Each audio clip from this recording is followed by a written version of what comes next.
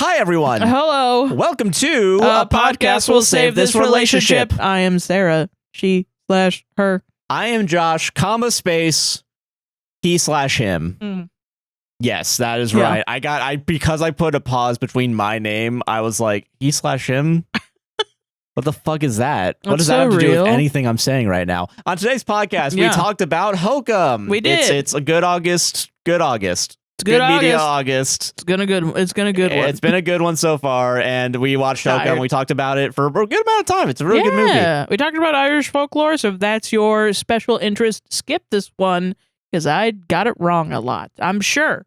I'm positive that I did, and I'm sorry. We tried our best. Listen, America, I apologize a lot in this one also, so if you hate that part about me, you skip that one too. But yeah, but we also did our red stories as usual. Yeah. And don't worry, timestamps are down below for everything. So enjoy the podcast. Don't forget to like, comment, subscribe, hit the gosh darn bell, raise 5 stars on Apple and Spotify podcast, Patreon, Buy Me a Coffee, those websites, APWSTR, mutual aid links are down below as well. Yep. Enjoy this episode and we'll see you there.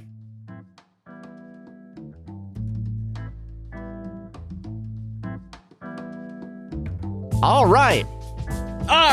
It's podcasting time. It's podcasting time. Sarah. Joshy. How are you doing today? I'm doing good, dude. I'm excited. I'm warmed up, man. Honestly, I do just need a little game. You need a little game. I just need a little fucking game. Your family loves games. I love, listen. If there's anything the Chinlins love, it's movies and games. Movies and games, yeah. They freaking love that shit. Got put phase 10 on the middle of the table. Yeah. That shit's getting played. Phase 10 was a big hit at your family. Like to the point where they're like, oh, this is... Even your grandma is like doing phase 10 tourneys. Yeah. In the villages. Yeah, she's a gold rank, actually. She's working her way up, yeah. She's going crazy with it. Crazy with it, yeah. To be fair, my grandma, when I was a kid, she did have a card night, period. Oh, sick. Like, I think it was always some sort of, like, rummy-esque. Yeah. Yeah. That's fun. Yeah, and dominoes, too. Yeah, because she plays, like, Mahjong, right? Yes, yeah, that's one of the big ones for her. She's cool as hell. She's gaming, yeah. She's a gamer grandma. Yeah. Well, it's weird because it's like, with video games and stuff, I feel like my parents also were very video game people. That makes sense. Like, my dad did a lot of, like, Mahjong that's not Mahjong. It's essentially just dominoes. But, like, remember old Windows Mahjong where you just match the tiles? Yes, yeah. And then they would reveal tiles underneath? I think so. Yeah, where it was, like, weirdly layered. Like, yeah, I do remember that. That's what my dad used to do. Interesting. And they both used to do puzzles. Like, he doesn't love puzzles. My parents are puzzle people for sure. There used to be like webs. I don't know if there still are. There probably are. It's probably fucked with ads now and vibe coded, but they used to have like some puzzle browser website where you would log on and you would like see each other's stats or something about hell yeah. You do like the daily puzzle. It's like 1,000-piece puzzle online. Dude, the puzzle forums must have gone crazy. Yeah, it must have been insane, dude. But yeah, I'm doing good as well. I'm excited. We watched Hokum. And it was good. It was really good. I really liked it. Let's start. I really enjoyed it as well. Everyone that watched this was like disappointed. I feel like we listened to Red Letter Media talk about it. I don't know if you did. I did. I thought they enjoyed it. I think Jay did, and then of course Rich was like, meh. Or Mike probably. Oh yeah, Mike was like, meh. Forgot. Don't forget, Rich is the smart one of the two. That's why he would enjoy it. You're so right. Yeah. No, but fucking But I think Jay liked it because he's the horror guy. That's true. He's a little freak. Yeah. Yeah. That's interesting. Yeah, because I feel like my friends that like horror films, they watch it and they were one of them. Are they okay? Do they like horror? Yes. Okay. I'm just gonna say yes for sure. Okay. Like they love. You don't want that fight later. No, just they've talked about horror movies I've never even heard before, and like all generations of horror movies as well. Yeah. I don't know if we have maybe the same taste in horror movies, but I mean they definitely are a horror fan. 1,000%. Yeah. I feel that. But they said that they liked it. They just wanted a bit more. That's fair. Like I can understand like an underwhelmingness to it, but I feel like as someone who enjoys psychological horror and like I like that too. I don't know. Like I don't like a lot of I do like a lot of gore. Like I've said before, like gore is kind of comforting to me, weirdly. I'm not a fan of gore for sure. Yeah, I think gore is too much for me sometimes. It's been a long time since I've watched a film where there's a lot of gore in it, like a Terrifier. Yeah, or something. And like I have no interest in watching those movies. Yeah, I'm probably never going to. Valid, honestly. Like even like I don't know, like even thinking about like going to Halloween Horror Nights or something like in person. Yeah, I feel like there's a lot of like gore-esque shit there, and I'm like I don't. Yeah, I guess there's a part of it where I'm like, I'm getting a little old. I'm getting a little long in the tooth. You know what I mean? Yeah. I only got so much time left on this planet.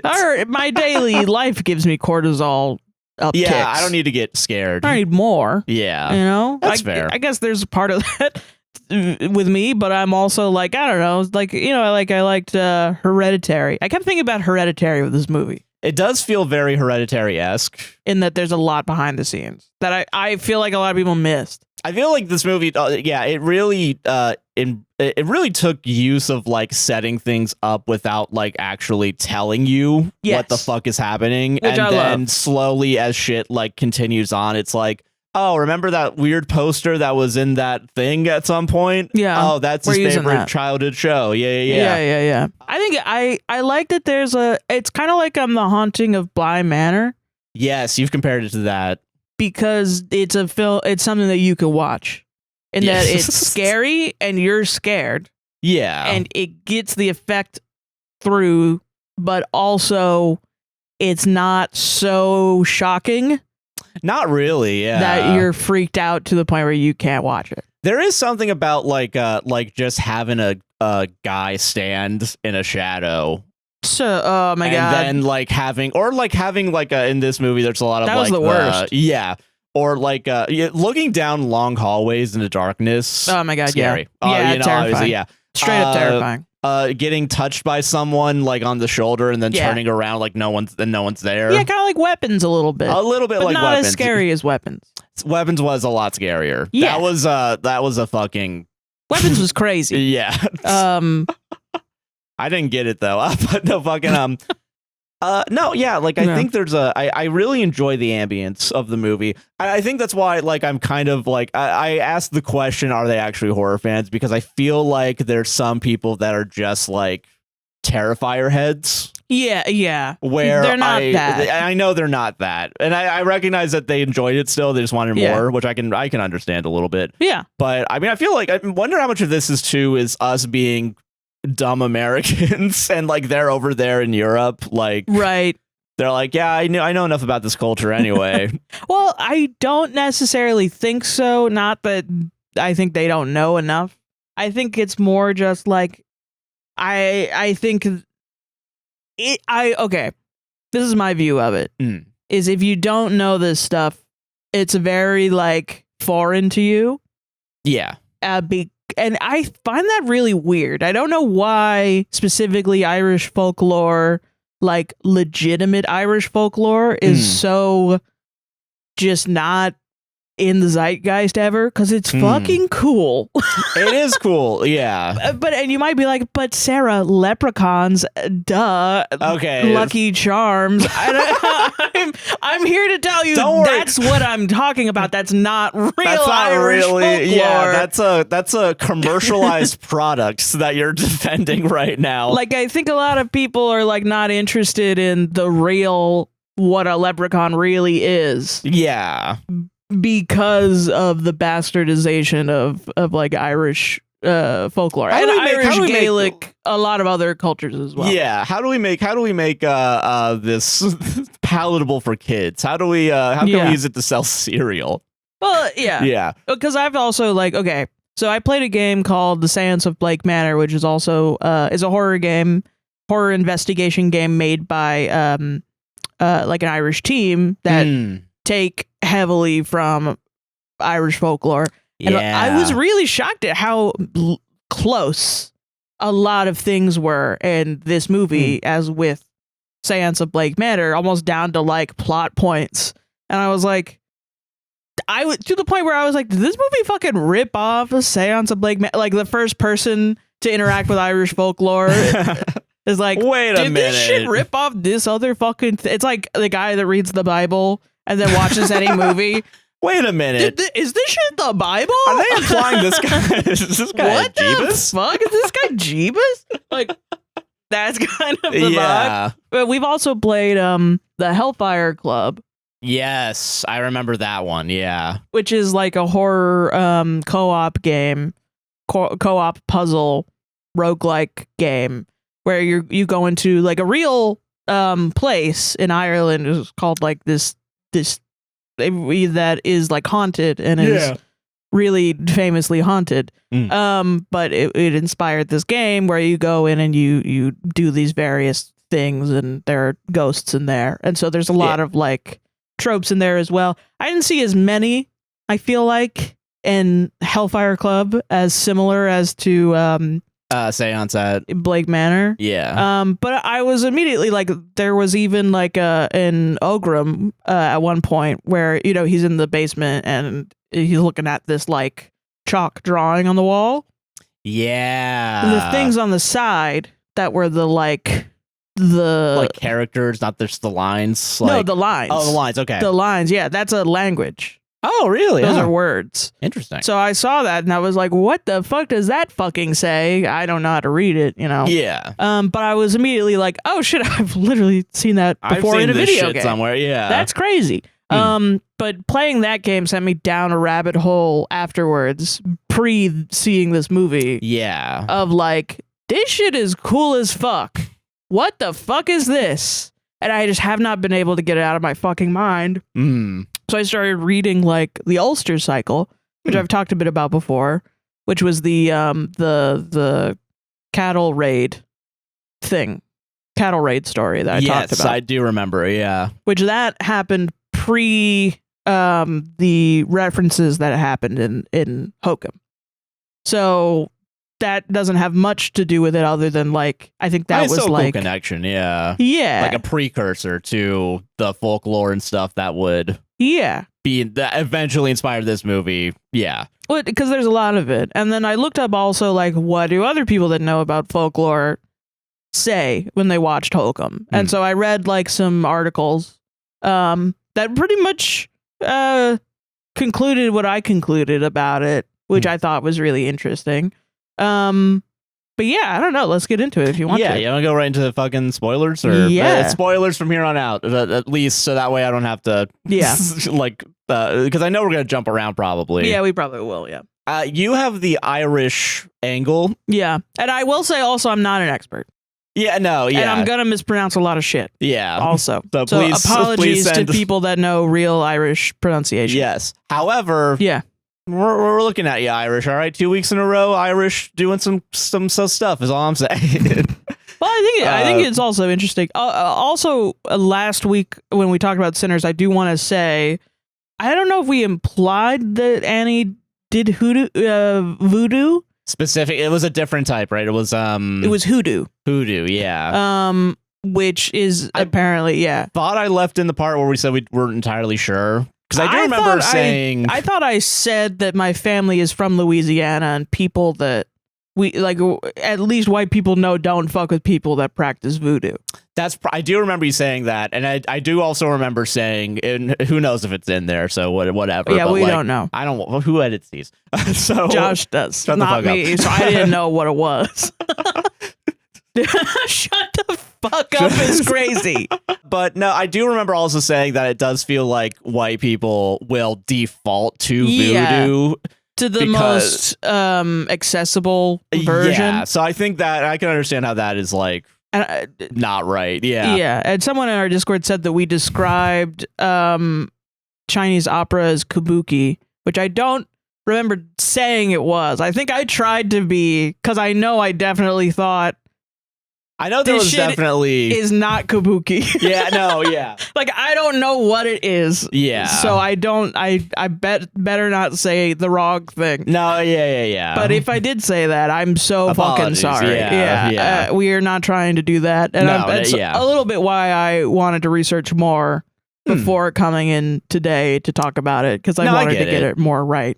Especially because Irish folklore has been fucked around on a lot. Yeah. No, but you have that angle. I have depressed writer angle. And holy shit, is Adam Scott the most relatable character? So sick. He's really a good asshole. I'm sorry. Like, he's really good so at being a dick. Yeah. Yeah. But he's also bad at being a dick because I love him so much. Yeah. Like, everybody was like, he's such a piece of shit in this. And I'm like, yeah, but he's cute. Like, I kind of get he's it. A cutie Listen, pie. yeah. I don't know what to tell you. Guys, I made the joke. I joked about, like, guys, he doesn't care. Like, it's okay. He burned the bellhop's hand. He was gonna kill himself. He was gonna kill himself anyway. He didn't expect consequences for his actions. Honestly, relatable that you act out and you hurt somebody and then you immediately jump to killing yourself. Yeah. That's something I would also do.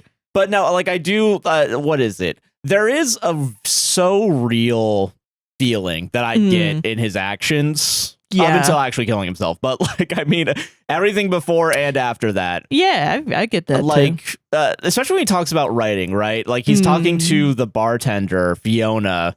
Yeah. At some point, he's describing the ending, and he's just like, yeah, so, like, I'm just going to have this guy break the bottle on his kid's head. And isn't that awesome? So it starts out with this scene of a conquistador and then a small child. And the conquistador has a map to a treasure, and he puts it in a bottle for, like, safekeeping, I guess. Yeah. And then they find, like, a part of the map that's, like, literally written in the sand. That's a big like circle. A big circle. Which it makes sense for the rest of the movie, but I thought it was a little silly when I first saw it. Oh, yeah. And then he realizes he has to break this bottle, so he's going to break it on the kid's head. And it's revealed then that the bottle still wouldn't break. And that he would have to then, he's kind of like fucked. Yeah. Essentially. And he killed his kid, He killed his kid or something. Yeah. And yeah, when he's describing it later, though, he's like smiling about it. Like, he's like, so happy. This shit is fucking bleak as hell. Hell yeah. And Fiona's like, that fucking sucks. Yeah. Are you sure about that? So it cuts to him writing, and then he's kind of being haunted by a woman. Later revealed to be his mother. Yes. But he's being haunted by a woman, and so he's like, I gotta get out of here. You know what? I'm gonna go to this place in Ireland. Apparently, in the Wikipedia description, it does say that, like, he sees that it's his mom, and that's what reminds him of it. So, okay, and that's when we get the ashes too, where it's like his parents have passed away. Yeah, and he has their ashes. And so he's gonna do it at the redwood tree at this hotel. Yeah, yeah. Yeah, so he goes to this hotel, which is where his parents stayed on their honeymoon, and in Ireland, specifically. In Ireland. Right? Yeah.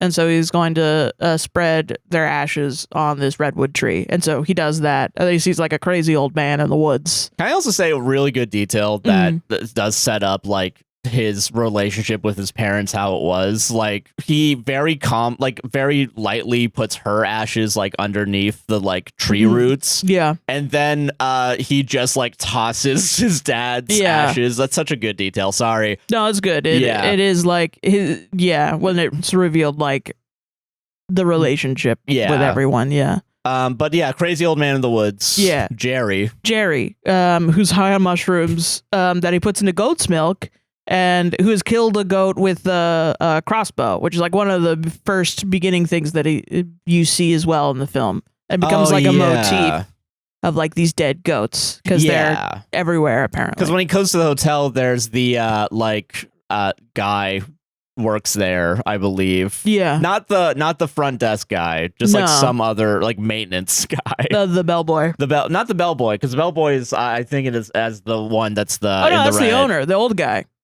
Well, no, the guy that was outside in the first scene at the hotel with the crossbow, whatever his name / job was. Oh, right. Yeah. The guy that is kind of like the muscle. Yeah, the muscle. There you go. Probably like maintenance, I would say. I guess so, yeah. He seems to be doing a lot of like behind the scenes work. Yeah. He's a tall, muscular guy. Yeah. That's quite like serious. Yeah. I don't remember his name, but yeah. But like in the first shot we see him with, he has also killed a goat, and the justification with the crossbow, and the justification is like, they're like pests. They're pests, and they're gonna get on the car. Yeah. In which they do get on the car at some point. Like, cute. I don't know. But again, that's my dumb Americanism where it's it is cute. I'm willing to bet people across the pond are like, oh, deer are awesome. Meanwhile, I'm like, we got to kill every deer that's out there. Right, because they're rats. They're fucking rats. They're essentially big, stupid rats. Yeah. But yeah, no. So sorry. But yeah, Jerry. No, and that's interesting. And can the goat motif, yeah. Can I get real into the behind the scenes themes here that have already been, because it's a lot of imagery all at once, right? Yeah. Redwoods not native to Ireland. Really? My first thought was, what the fuck? Why is that fucking there? That doesn't make any fucking sense. And conquistador is also like a colonization of another culture. And so it's like, oh, what the fuck? What is this? And it's also like a very different culture from Ireland. And so it's like, going in this, I knew it was going to be about Ireland. I was like, why the fuck are we in the desert? Why is there also conquistador in the desert? A little like, what's happening? Like I kind of get, like I thought like maybe like Spanish, like maybe a crusade, but it seemed to be more like the conquistador was wearing armor that was very like modern. For his crusades were very like knight. Yeah, he did have like a very like the metal. Yeah, casing, he had the like Spanish like Age of Exploration type armor. So it was like, what the fuck's going on? Who's this kid? I don't understand. And I think there is like a theme of this like modern indigenous versus indigenous cultures as well, which is important in Irish folklore as well, especially with the type of folklore that they're referencing. So in the cycle, it's called and I tried to look it up, and I'm so sorry. It's the Tuatha De Danann. Tuatha De Danann. I do think that's exactly how you pronounced it. Last one you have no fucking clue. I don't know. But this is another cycle of Irish folklore after the Ulster cycle, where the like indigenous Irish people, and look this up because I'm probably fucking it up, all right? Don't take my fucking word for this, please. For the love of God and all that's holy. For the love of God and all that's holy. The like native Irish like druids, kings, queens, the like. What I learned in the Ulster cycle was that any sort of human being can become a god, like a man, like gods walk among us kind of things. Like, there's a goddess over there. I challenged her to a duel and then I won. Therefore, I have more powers than a god. Right? So when Ireland was invaded by the Milesians, who I don't know who they are or what they are. Essentially, there was an invasion that drove these native Irish people underground. But this is something that is talked about in Seance at Blake Manor that I really liked. And I looked into, and it is part of Irish folklore and is real, not a video game thing. So they were like, okay, they came to there was a big battle. Yeah. And then the Irish were like, you know what? We're gonna come to a agreement. We're gonna split Ireland in half. Oh, okay. You decide which half you want. And the Milesians said the top half, the overworld, and the underworld. So the Irish, it was sort of like a trick, essentially. Like the Irish are going to be put underground. And then the Milesians above ground. Okay. Yes. So it was sort of like this like mixing of cultures, and then the above ground, the Milesians became the Irish that we know today. And then the underground are like the Fae, the fairies, it became sort of like in like Victorian English Irish folklore, it became like, oh, fairies, you know? Okay. Fairies and leprechauns and shit like that, you know? Fun. Yeah. So that's an interesting part. And apparently also in Ireland, redwoods are like, there are some parts where Ireland does have redwoods, but they are transplanted there. So I think that's also part of it. Also, Bauman, which is the protagonist's last name, is like of the tree.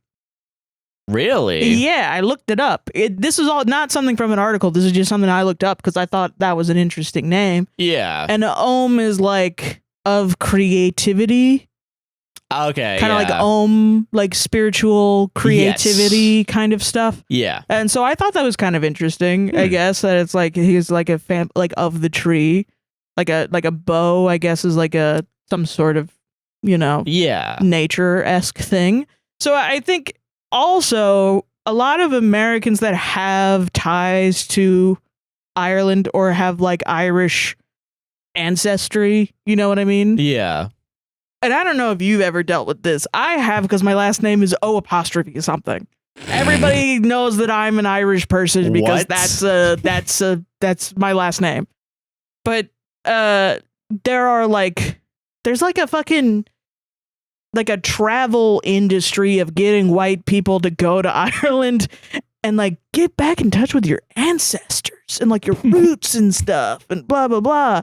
And I mean legally, if your grandfather is not 100% Irish and like born in Ireland and has citizenship, you don't have it. So it's really interesting to me because I don't know. There's just a lot of people that they go back and they're like, I feel it in the hills. Like I'm of no disillusion that I am Irish. You know what I mean? Yeah, you're not walking around like... I think I could go to Ireland and have a fun time, but I do know I'm an American. You know what I mean? Yeah, that's the more predominant culture and country that I grew up in. Like, that's what I'm going to kind of be for the rest of my life. There's like a weird, like, white American fetishization of Ireland that annoys some Irish people. Some Irish people are like, fuck it. I don't know. Fine. We're all Irish. I think that's great. Some Irish people don't give a shit. Some Irish people are like, that's not what this is. Like, you don't know what it's like to be here. And it depends on if you're probably interacting with a particularly ignorant American. Yeah. Not willing to learn about Irish culture at all. Yeah. But again, coming and being like, I'm totally Irish. And then they start speaking Irish and it's all wrong. And, it's interesting, though, that can happen in Ireland as well, as like there's like Irish weeaboos essentially. No, that makes sense. Yeah. Like I mean, and like for a more generalized feel from my like working in hospitality perspective, like thinking about how, like, because I mean, Orlando's a big fucking like tourist spot, Yeah. And I think I see particularly remembering like the white people very much. Yeah. There is like a weird sense of entitlement. Even when it's inside, like if you're an American, you go to Orlando, you're still in America, but it's still kind of like, I don't know how to describe it, like it is like it is weird how like tourism fetishization is a thing. And it's always followed the money. Like Ireland needs money.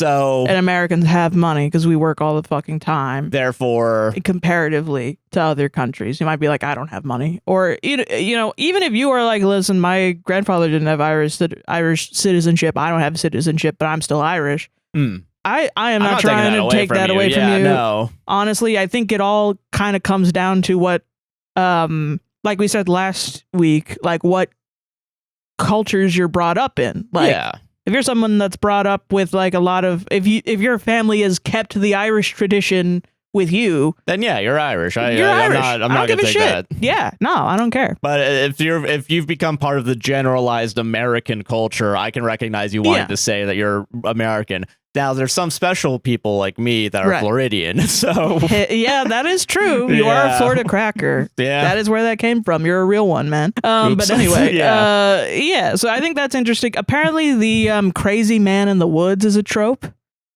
Is an Irish folklore trope. I will say it sounds familiar. I wonder if that's one of those things that has been passed on to other cultures as well. Well, there's a lot of things, I think, from Irish folklore that are very familiar. That have been used a lot in like, because that also it's kind of near, they have a Halloween party, which they never say it, but Samhain or Samhain, if you're saying it wrongly, is the like original, the original, and I'm saying this like declaratively and I don't mean to, I don't know, but when I look into it, that's what they say.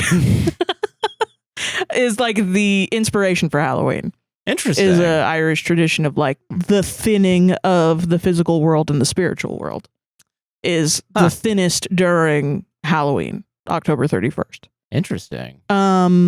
So like later on you'll see like, you know, when he burns the bellboy, he's heating the spoon up and like a little face thing. Yeah. That's a hollowed out turnip jack-o'-lantern is what that is. Yes. And they were the original jack-o'-lanterns. Yeah. And then they were, I guess over here is more likely you're going to have pumpkins. So it's like we'd use what we got. Yeah. But I was shocked to find out with a lot of these, like, you know, Halloween, there's like, you know, like Jack O' Lantern, the guy with the headless horseman. Yes. Has kind of been all mushed together. That's also an Irish folklore thing. Really? Is the headless horseman type. He has like an actual like Irish like fae name. I don't even think he's fae. I think he's more like a demon or something. But it's like a guy on a horse with eyes of fire that is carrying his own skull in his hand. Yes. Yeah. Yeah. And he's sort of like the bringer of death. Like the I will transport you into the underworld kind of guy. Huh.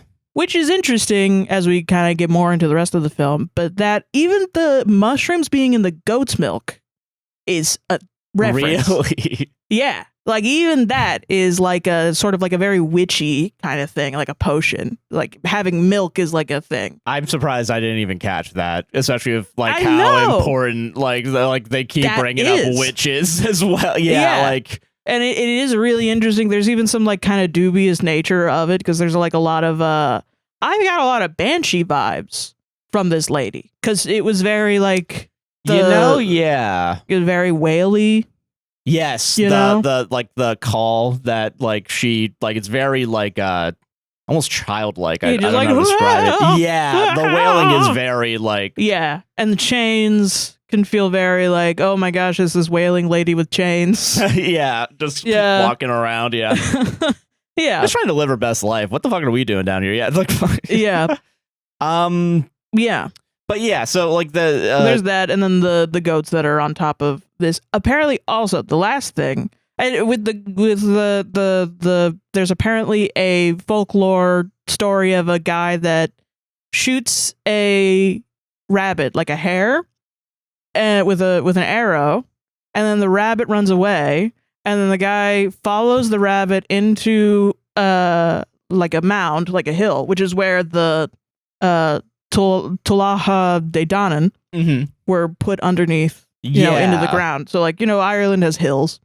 So there are these like mounds where there's like all these stories of people that are like, oh, there's a door in this hill. I'm going to walk in. Oh, it's another world. Oh, you know, interesting. Yeah. So it's like, this is the world of the Fae. Yeah. And these old Irish people that have been driven down underneath. Yeah. So it's in the story, he shoots a rabbit and then he walks in and he's in this grand hall and there's this fairy queen that has an arrow in her leg. Oh. Yeah. So like there's that with the goat and the shooting of the goat. And then also it was an old Irish like, you know, like witches and things like that. Yeah. So like if milk was a big deal because it was like nourishment and goat's milk was a big deal because it was nourishment. So if the milk curdled from a goat, then it was like, oh fuck, there's something wrong with this goat. And then they would blame a witch. And the idea was that a witch would turn into an animal, like a goat child, and would suckle all of the milk out of the goat, stealing the goat milk. Interesting. Yeah. I will say most not relevant, I guess, of that, but interesting that brought up the rabbit specifically. Yes. So that's another part of it. Yeah. Yeah. And also being killed by some fucking guy. Yeah. Well, okay. So like, Adam Scott Ohm, I believe, yes. right? Yeah. Bauman. He goes to this hotel because it's his, you know, parents. It's, you know, and he's telling the story of his parents as well, where it's like dad was shitty, mom was killed, but like the person was too young, so they couldn't try him. You know. Yeah. Hints of what's like immediately. I was like, oh, he did it.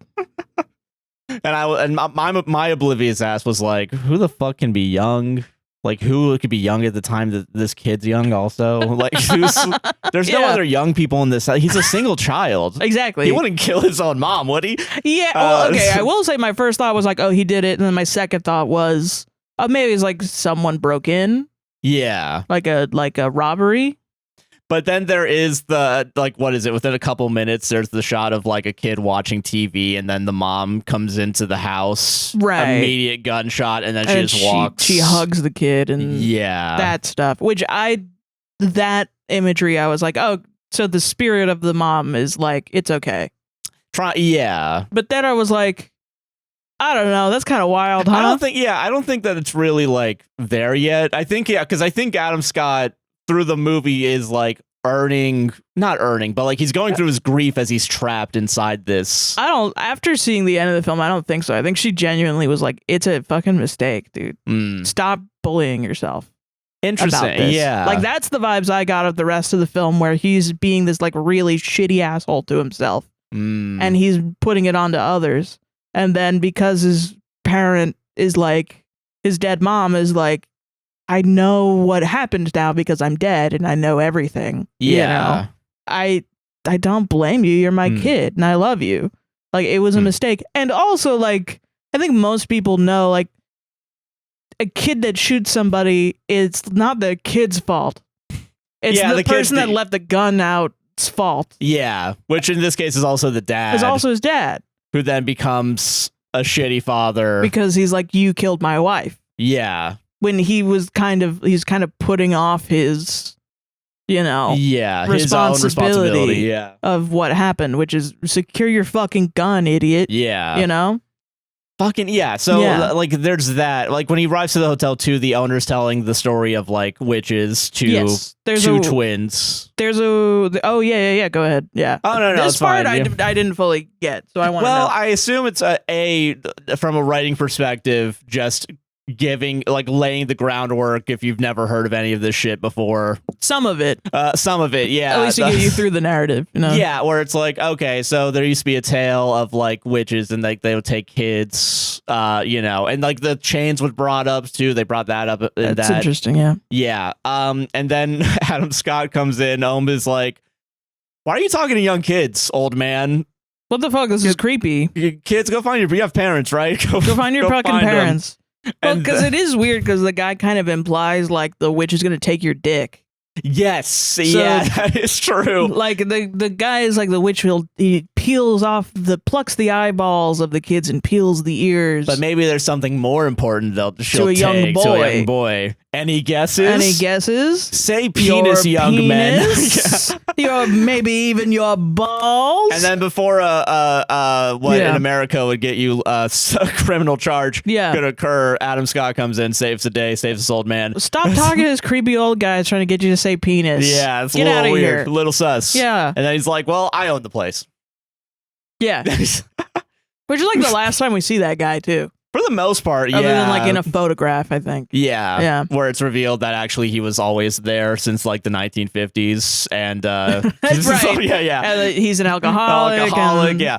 There's a lot of Shining references in this too as well. Yeah. Including the dressed up as a bunny rabbit. Yes, because what is it? The bartender at the Halloween party, which we'll talk about when that comes up, is dressed up like a rabbit. Yeah.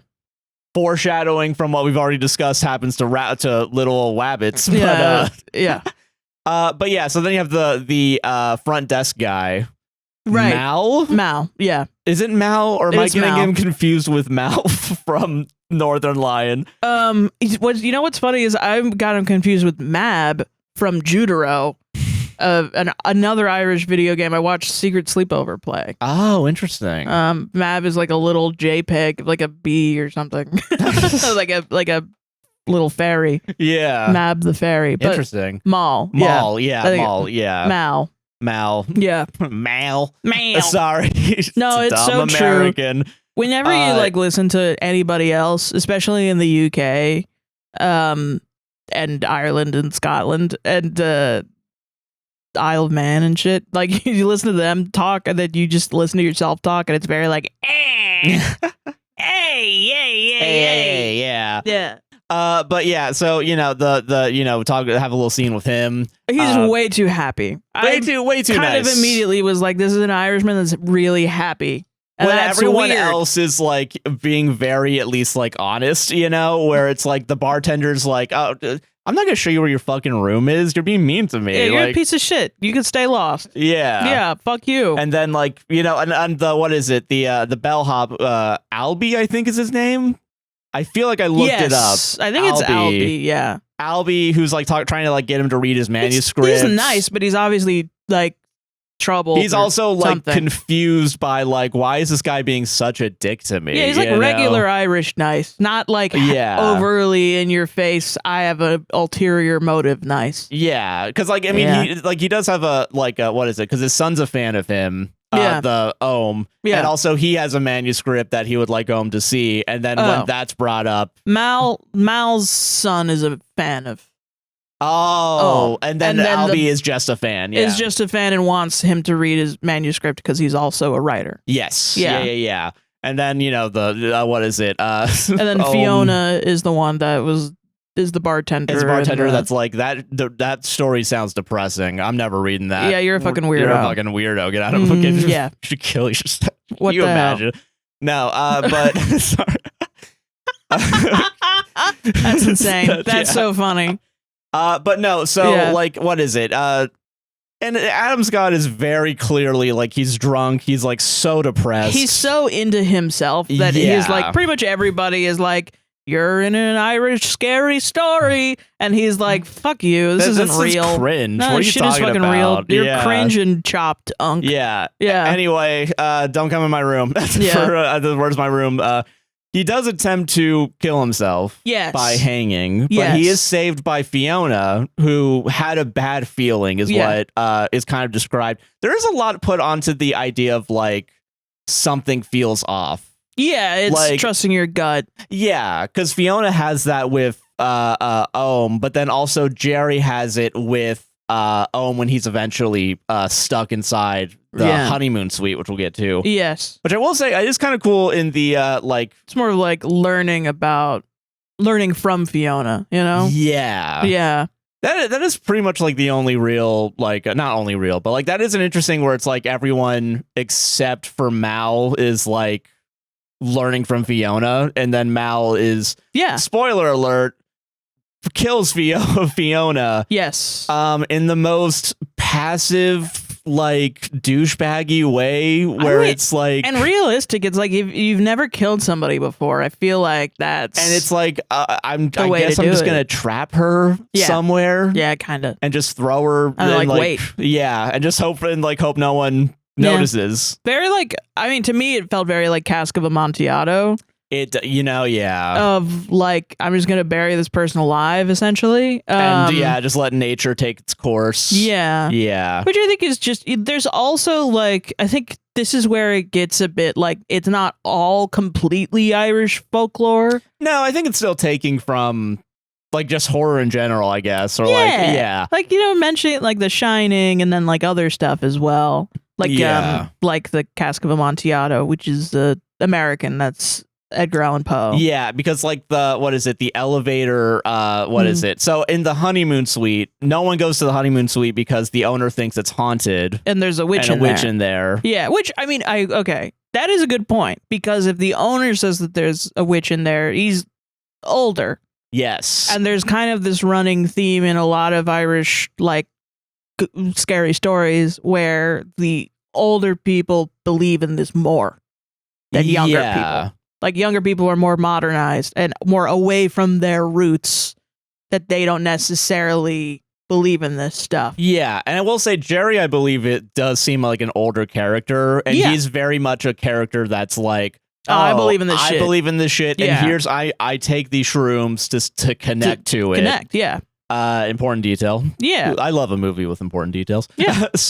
But yeah, the honeymoon suite is haunted, so no one's allowed to go up there. Because there's a witch in there. Yeah, and even the police aren't allowed up there. Because everybody, the concept of this is so like legitimized because nobody wants to go up there. Well, that's the thing, because the maintenance guy also has family at the police station. Right. So the police are like, we know this. No one's going up there. So we're not. He doesn't. No one can steal the key. Yeah. But the front Mal does steal the key to put her up inside the honeymoon suite. Right. And what the fuck is it? Just leaves her there to die. Yeah. They don't search the place. While Adam Scott is like in a mini coma or unconscious for at least a week. Yeah, because he tries to hang himself. So he is. He has like. I thought this was interesting. I didn't think of this a lot, but the scene where he's supposedly in the hospital and he's kind of in this elevator. That's the honeymoon suite, right? Like the honeymoon suite elevator. Yeah. He goes up to the honeymoon suite, but of course he doesn't see the honeymoon suite because he's never been there. And it's kind of like his subconscious, like it's kind of like his subconscious is telling him like something weird's happening. You gotta go up there. Yeah. Yeah. Like you're going to go up there, like a prophetic vision or something. Yeah. That's yeah. But I like the effect. It's like the only part of the movie is like black and white and has this like it has like film grain filter on it. And like feedback and weird noise all over it. It's very strange. And they don't really go back to that other than like the because there's also like a running theme of this like TV show that he's watching. Yes, and that's one of the things too, where it's like as a kid he watched this show called Jack the Jackass, I believe, and he's a donkey, yeah. So like eyes are popping out of his head, yeah, which is really crazy. So crazy as hell. But like, there's because there's a couple times where that's brought up. Like, there's literally a scene where he's watching a TV inside while he's trapped, and Jack the Jackass comes up, and then there's a scene where, before like we really get to actually see that that's where he's from, he's just like standing over him in his bed. That's crazy. It was so wild. So okay, I think we skipped over a bit. There's a lot we skipped over. So he comes out of a coma and then he goes back to get his stuff. And he finds out that Fiona's been missing for a week. Yeah, because I think he says he wants to apologize to her specifically or something. Like she finds him with the bellboy and cuts him down and saves his life. Yes. So he wants to thank her, but then she's missing. Yeah. And so he's like, what the fuck? What the hell? And then it's revealed that the man in the woods killed his wife. And they think he was the one that had something to do with her being missing. Yeah, because he's killed someone before, and so they think that it's him, and everybody's looking for him. Yeah. And if he shows back up, the maintenance guy is gonna citizens arrest him and bring it to But even his family is like, when he does this, they're eventually like, what? Just call. What are you doing? Just call us. We'll be there. We'll show up. What are you doing? What are you fucking do? Don't be a hero, my guy. Yeah. It's just interesting. Yeah. Yeah. So I think Adam Scott is like, well, what the fuck? He doesn't necessarily want to go up there, but he's also like, well, I don't really believe in this. Why didn't they check the fucking honeymoon suite? That's weird. Yeah, that's fucking weird. And it's because he thinks everybody's scared of this witch, which he doesn't believe in. Yeah. And also Fiona does say this thing about chalk. Like if you are investigating this, because she wants to go up to the honeymoon suite to see if there's a witch. Yeah. As well as she says that if you draw a circle on the ground around yourself, you're protected from the witch. Which I will say, I do enjoy the theme of the circle specifically, because at the beginning, it's a very clear sign of death and how he's describing like what is it, his ending to his book, and then by the end of it, it does become. Yeah. You're saved by the circle, you know what I mean? Yeah. I thought that was interesting. Just a little thing. But one of the only few things in this that is not folklore. It's just not a thing. Really? Okay. Yeah. Which is crazy because it seems like it. The circle thing, that's wild. Yeah, it's just not. That's so funny too, because they literally put it in a book called Irish Folklore. Yeah, and that shit does not exist, by the way. That book also does not exist. Apparently fucking not. Yeah. Yeah. I will say, I do believe that the writer-director is Irish. Yes. I believe. I do think a lot of this is very, like, a lot of the folklore in the film is very on its head, and I do think it's, that's a very Irish thing to do, is, like, kind of like the, like, we're going to split Ireland in half, I'll take the top part. Yeah. Is a lot of it is this kind of witty, like, just not a subversion of what you think it is. True, yeah. And so I wonder if this guy was like, well, we need this way to him to be Like, which would kill you. Would just kill you, but he needs to live. Yeah, because I don't want to write a bleak ending in my movie. Because fuck that. Because fuck bleak endings. I'm not my characters. God damn it. Right, and so he's like, you know what?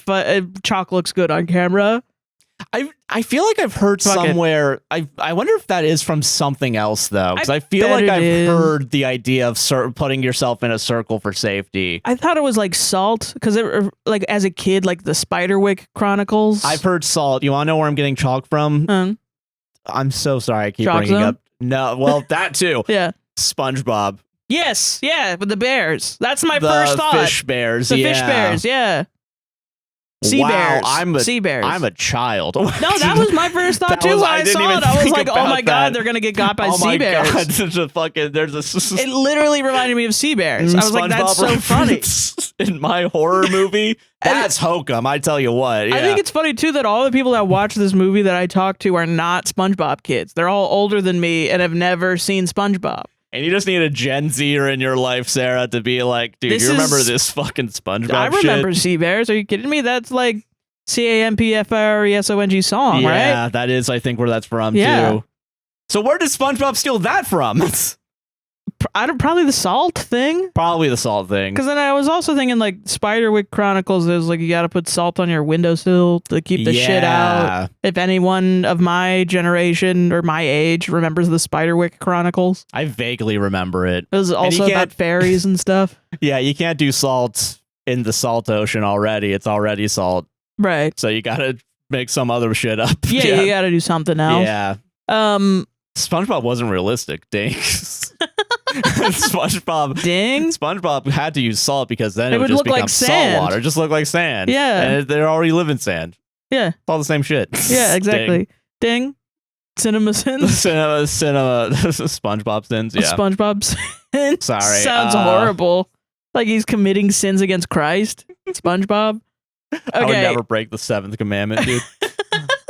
But yeah, it's apparently like not a thing. I think the most similar are like fairy circles, which when I was a kid, this is a legitimate child story told to me by my father, who was raised with Irish folklore. Like his mom would sing him like Irish songs to go to sleep. Was that sometimes when you're out in the woods, you'll see a perfect circle, and that's where the fairies would dance, like in a circle. And if you step into it, you're going to be transported to another world.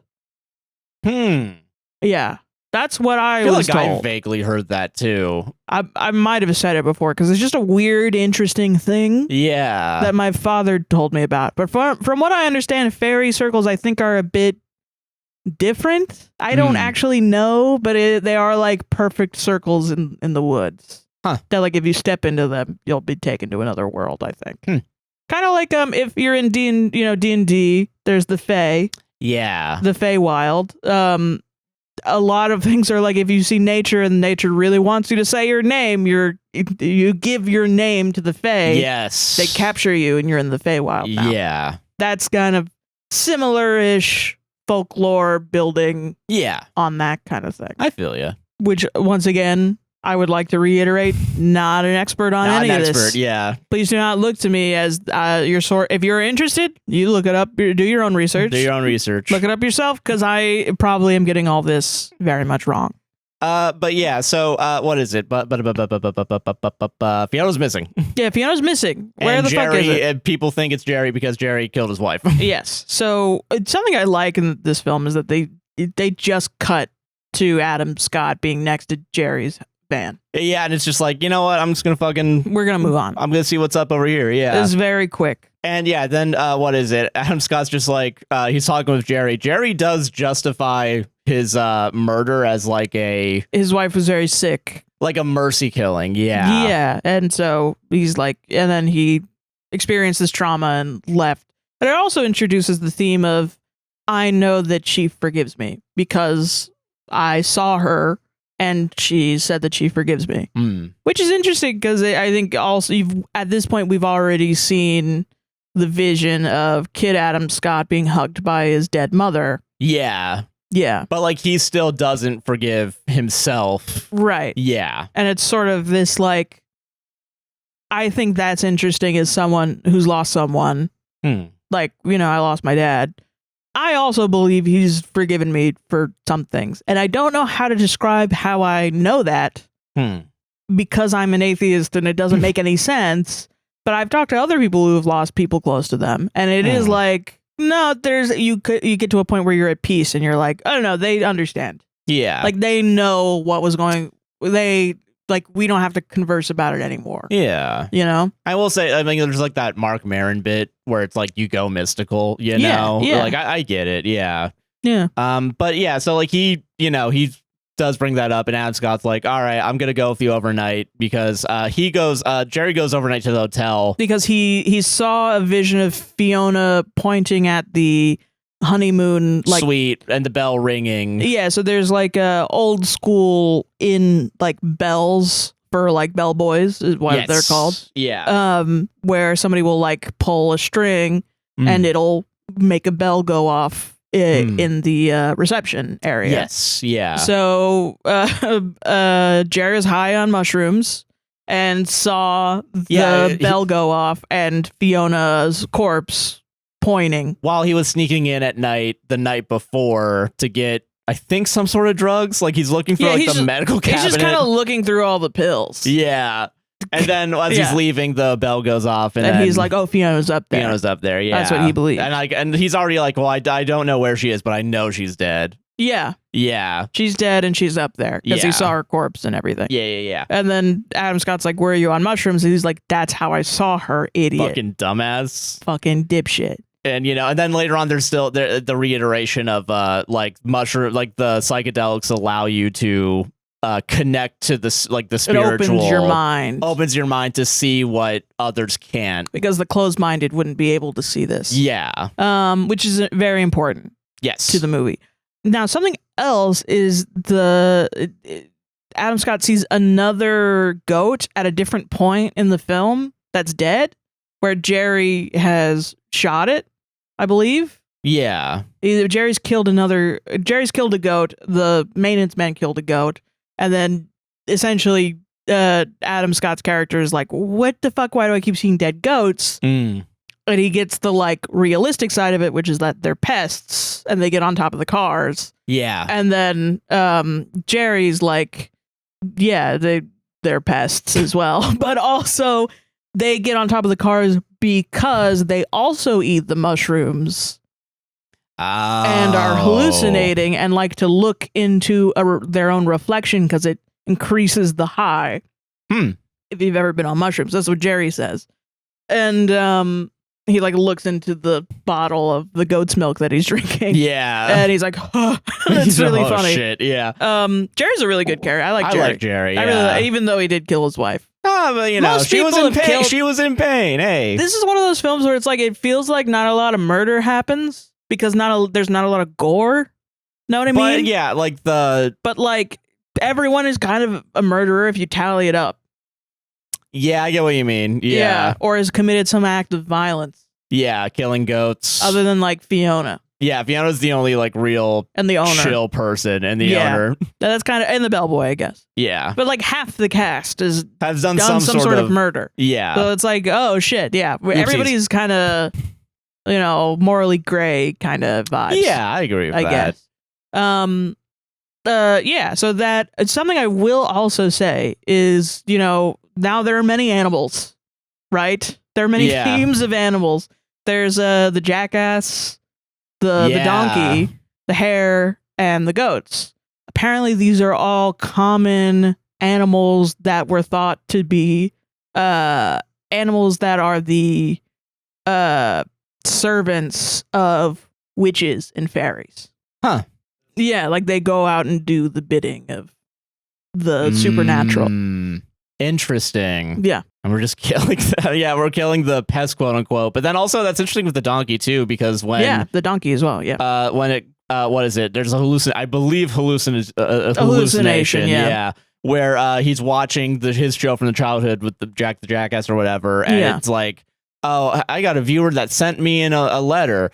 Hey Jack, I killed my mom. Yeah. Can I ever be forgiven about it? And then the donkey's like, no. You should never forgive yourself. You should be scared. If I killed my parents, I'd be scared as shit. Yeah, well, it's like essentially like I was playing with my daddy's gun, and it's the reveal that killed his own mother. Reveal, yeah. I was playing with my daddy's gun, and it went off, and I shot my mom, and all this stuff. And it's the really harsh like self-talk of like Eddie saying like, "I'm really scared." Now my dad hates me. I'm really scared. And then the Jack the Jackass character is like, you should be scared. Yeah. You fucked up. You fucked up big time. You killed his wife. And like is like really like into like, you know, her brains were all over the wall or something. Yeah. Yeah. And it's very like, obviously this man is really feeling a lot of guilt. Yeah. For this horrible thing that happened when that he committed when he was a kid. Yeah. But yeah, so I was gonna say Jack and Jill, but no, fucking Jack and Jerry. That would be horrible. Yeah.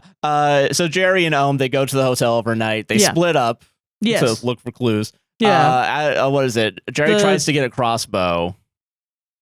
Does he try to get a crossbow? Yeah, because he wants to kill the witch. He's trying to kill the fucking witch. Yeah, he's trying. Yeah, he does try to go, but then the maintenance guy already. Yeah, the muscle guy knows that he's there, so he knocks him the fuck out. Yeah, he strangles him. Yeah. Yeah, and it's like, all right, citizen's arrest time. Ties him up with zip ties and throws him in the back of a van. Yeah, and then just yells into the hotel, "Is anyone there?" And Home is just fucking hiding. Like, yeah, it's like Adams. It's supposed to be like, I don't know. He's supposed to like. I'm supposed to hate him.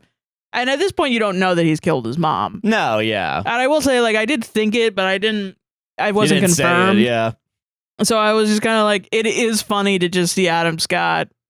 Because I love him in so many other characters. I'm just kind of like, he's silly. He's just being a silly little guy, dude. He's not even really hiding. He's just by a wall. Like the worst thing he's done at this point confirmed is he burned the bellboy for no reason. Yeah.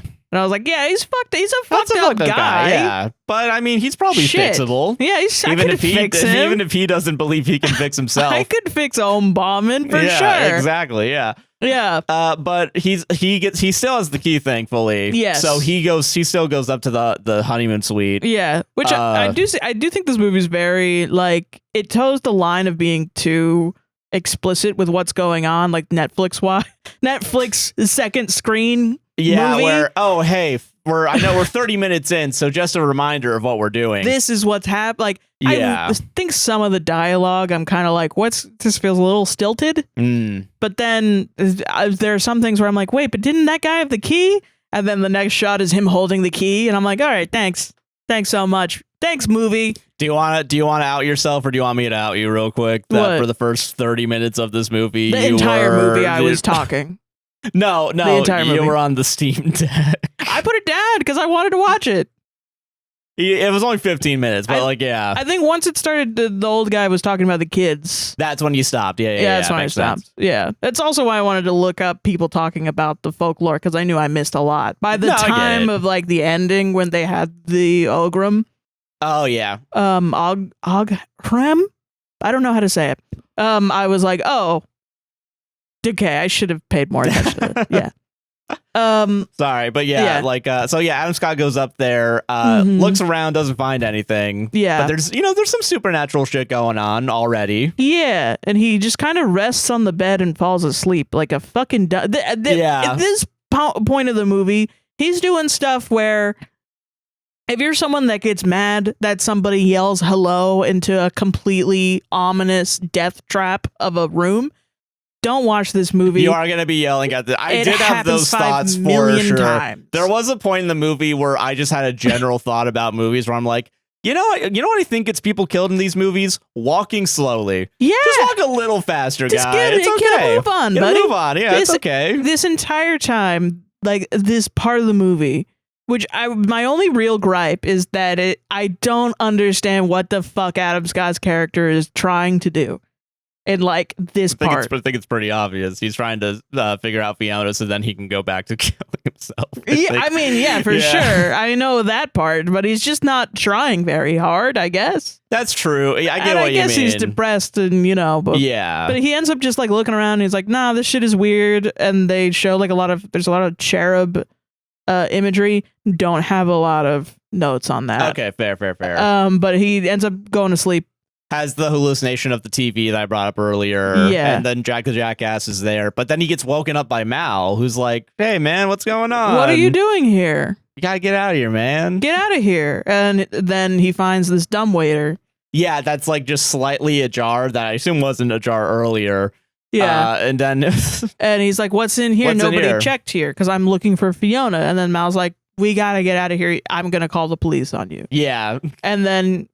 I'm gonna listen. Got like in a funny way. He's such a funny guy. He's just like a little rascal. I'm gonna do it anyway. I'm gonna press it, and then Mal's Fuck like, you. don't do it. No, hey, listen, don't do it. Mal honestly does the performance of a lifetime of a guy that killed someone for the first time. Doesn't know what to do, and is very obviously being a little suspicious. Yeah, like he's like, fuck you, and then immediately like kind of like in Get Out where that guy's running.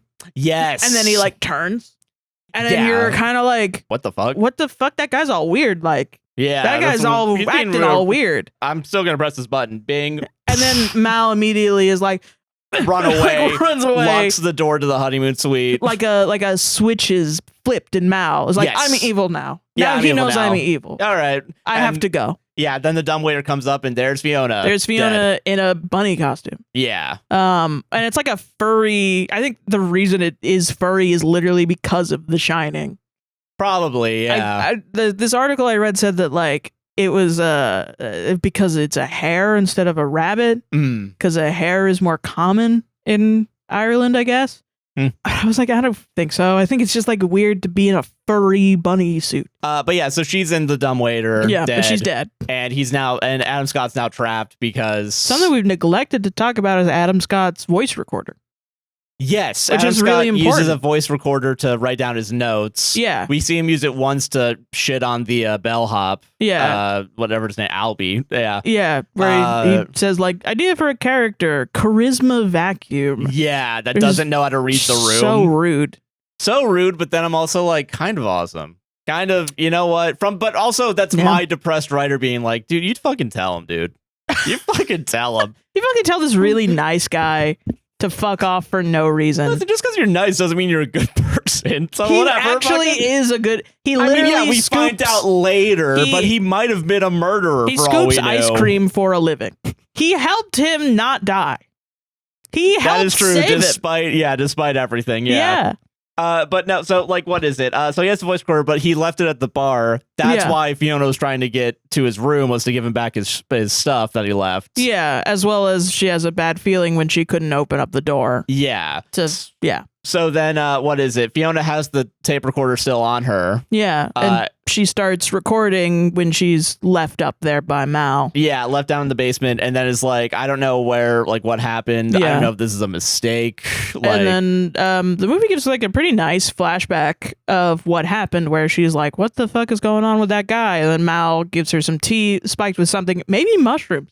I didn't think about it. Maybe mushrooms, yeah. But like, if the mushrooms are what is, because this is Everyone's also got mushrooms in this movie, yeah. But the thing that I did think was this is also on Samhain, on Halloween, where the threshold between the spiritual and the physical is the thinnest. Yeah, and also she's on mushrooms.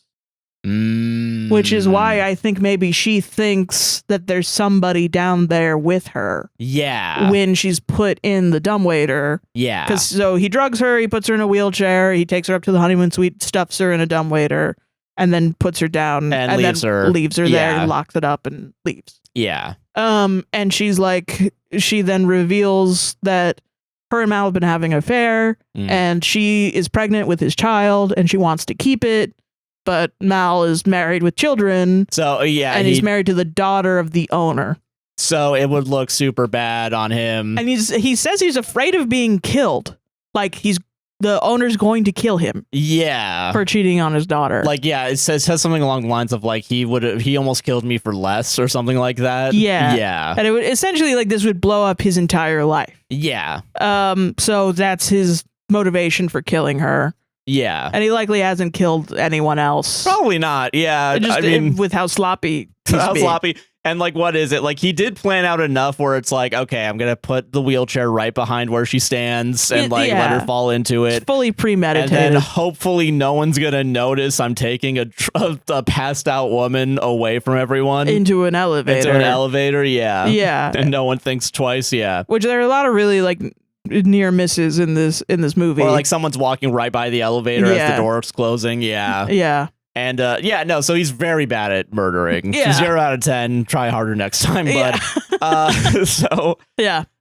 but no, so he basically has done it. Jerry, what is it? Adam Scott starts having hallucinations now. Yeah, because he's in the honeymoon suite.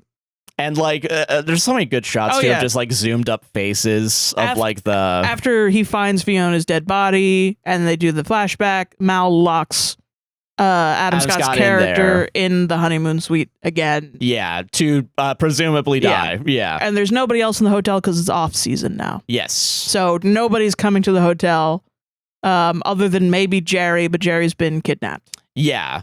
Although Jerry did escape. Or arrested. Yes. Yeah. And then it shows that Jerry has broken out of his zip ties. In his own van. Yeah. Yeah.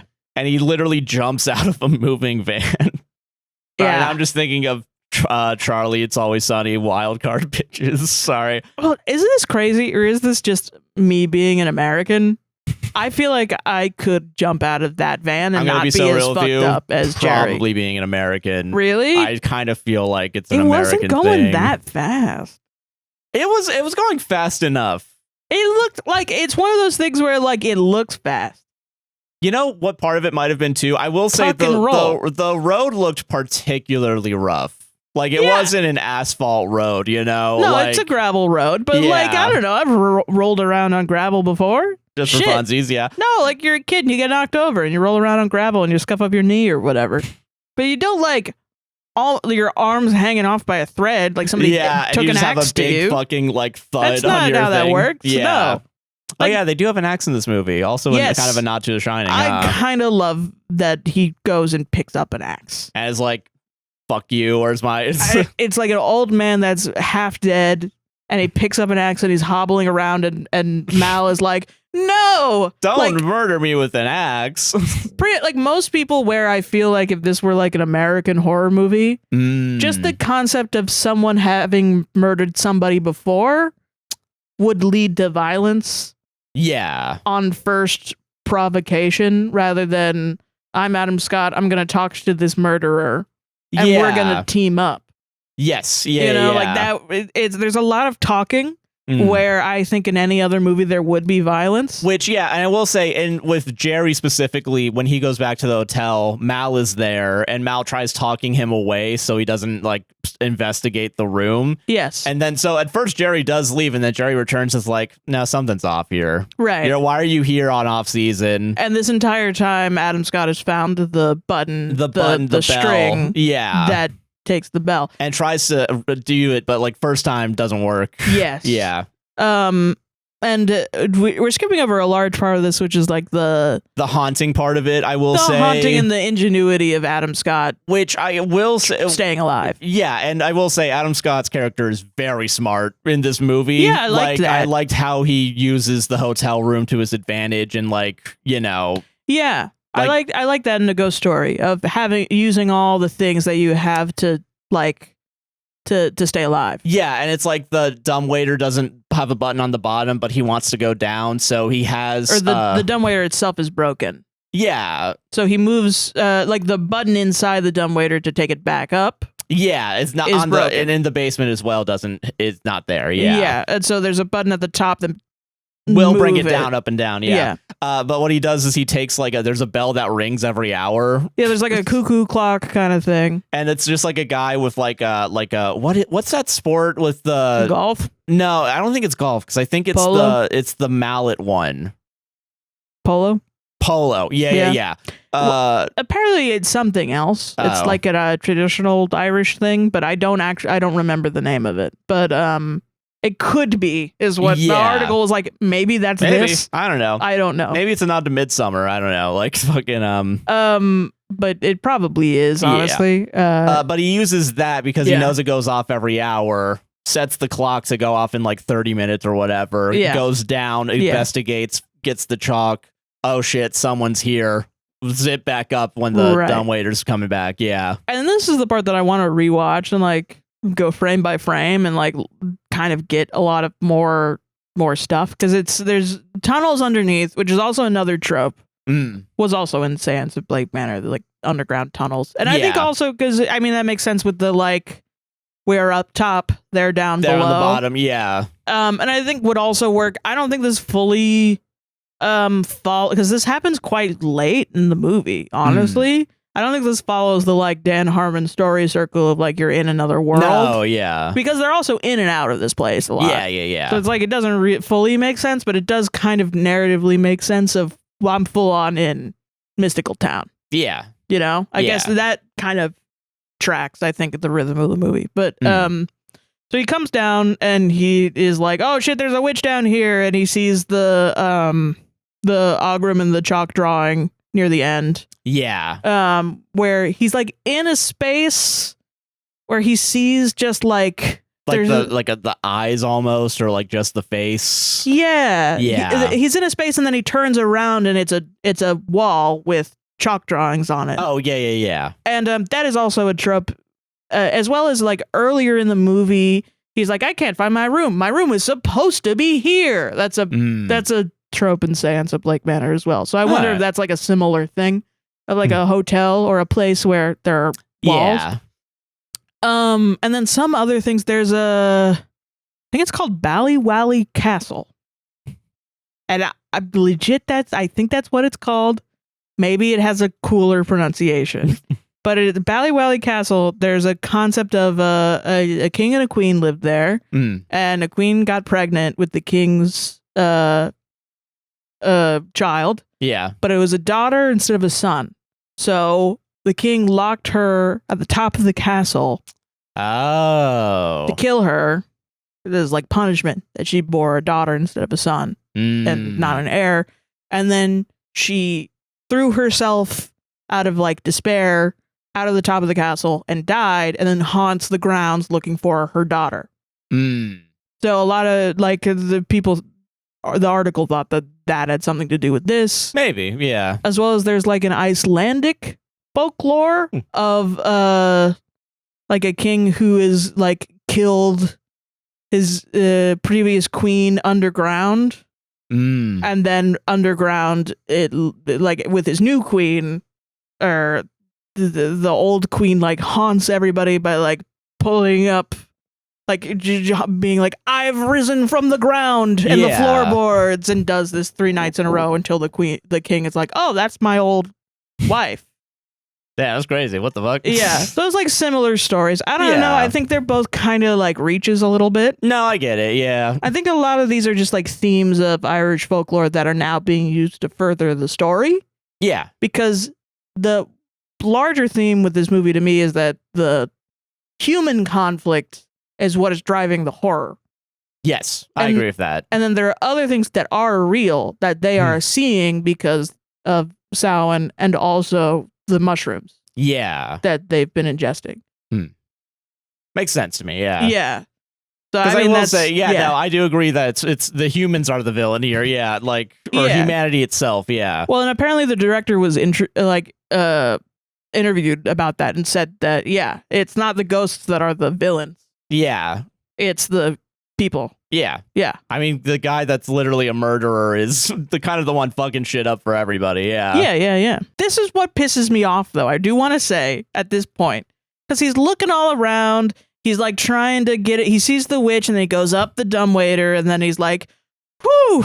And then, the witch is gone. And then the witch is like, I'm gonna come get you. I'm coming back up. I'm coming to get you. She crawls up the side of the dumbwaiter, to which I was like, yeah, they fucking fly and shit. Like, maybe they don't in Irish folklore. I don't know. Yeah. And when I say Irish too, I mean like Irish, Gaelic, all those things. Because all these things are kind of mixed and like entwined. The area, the borders, of course, throughout history change. So this is not like, this is just Irish and this is just Gaelic and this is just whatever. Yeah. This is, I'm saying Irish as a catch-all and that's wrong. And So it's all these things. Which, yeah, because I will say the dumbwaiter accidentally goes down on its own. Not on its own, because the clock goes on its... sometimes the clock hits twice. Yeah, and then it hits twice when Adam Scott's back at the top, and then he quickly escapes. Which was so funny. Yeah, because it's I think he was like on his ass, and it's like kind of like scurrying almost. Well, yeah. And just the cut. The cut was very comedic timing. It was like...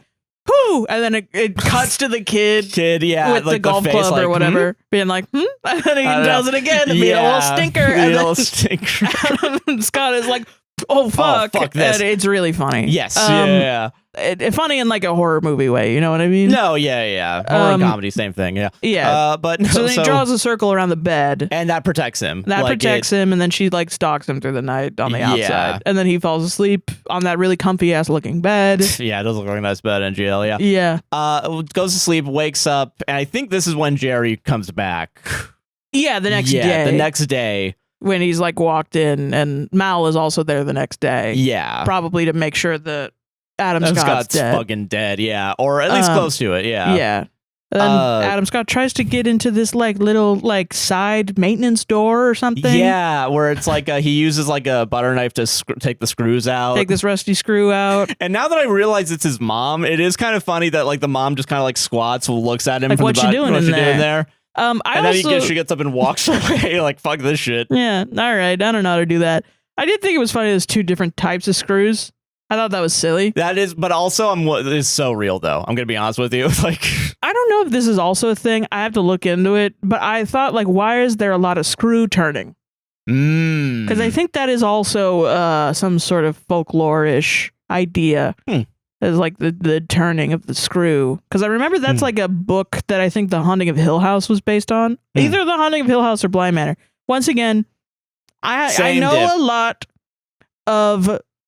I kind of know There's a lot a nebulous about, knowledge. Yeah, I know a little bit about many things. I don't know a lot about one thing. Yeah. So I'm probably saying everything wrong, but I'm getting it so close that it's rage baiting you, and I'm really not trying to do that.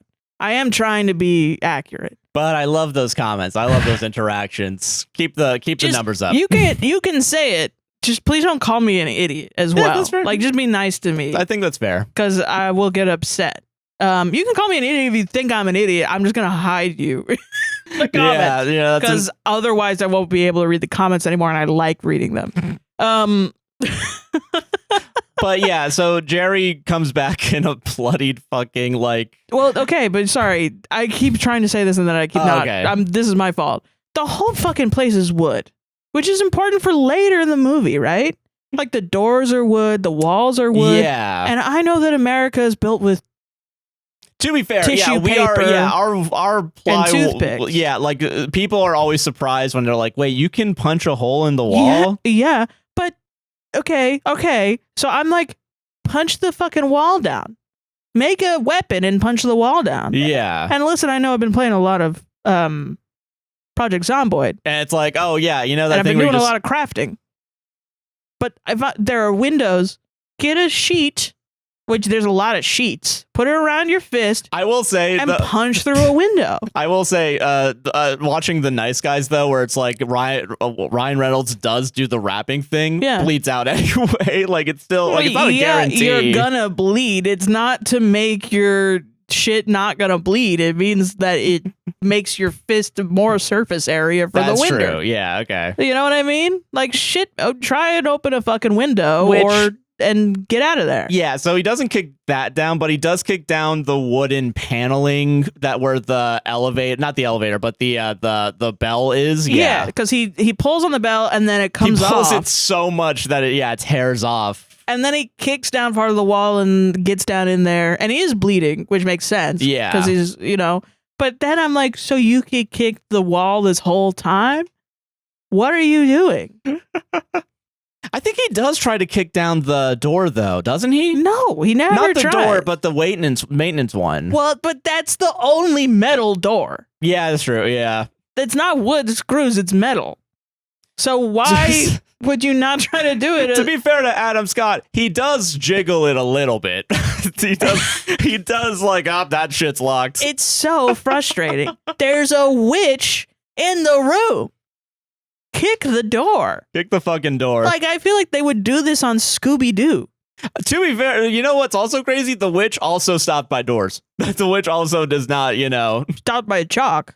And chalk, but also like at some point he closes and locks the door as like the witch slowly tries to like unlock it. Yeah. And that gives him enough time to go through the circle, but she is also stopped by doors. Yeah. Well, because there's and I can finally talk about the Ogrum next to the entrance to the underworld underneath, which is what that is, those markings. They are usually like they're not really sigils, I don't know how to describe it, but then the Ogrum, which is the language next to it, people have tried to translate it. They, at the point of them translating it, I think they only had the top half of it, which it's read from like either bottom to top or top to bottom, one of those. Something like that. It's read vertically.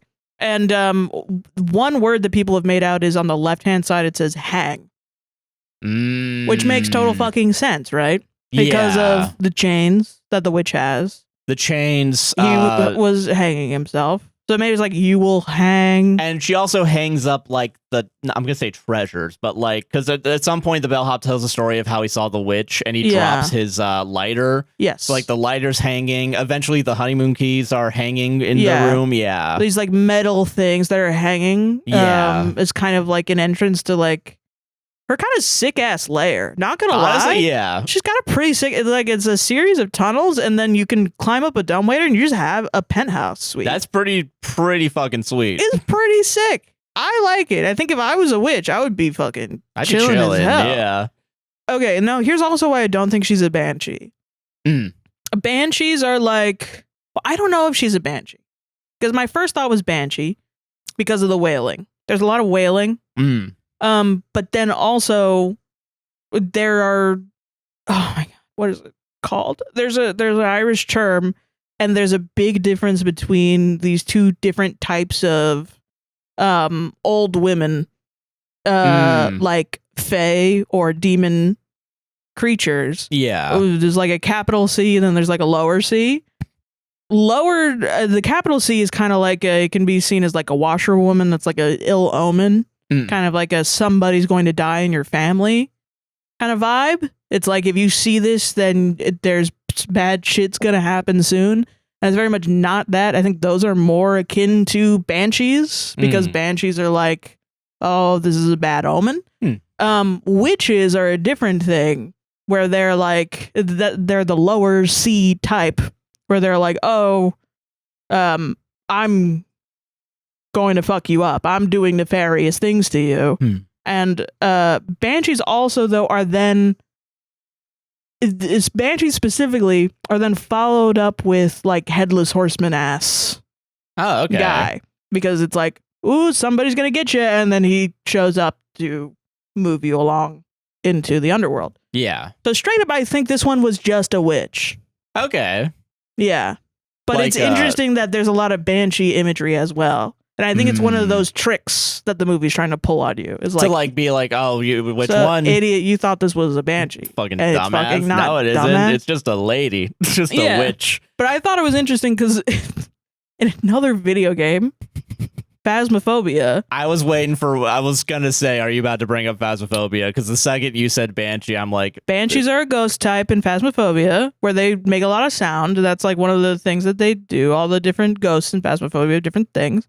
But another thing that banshees do is that they pick one person and they go for one person to haunt.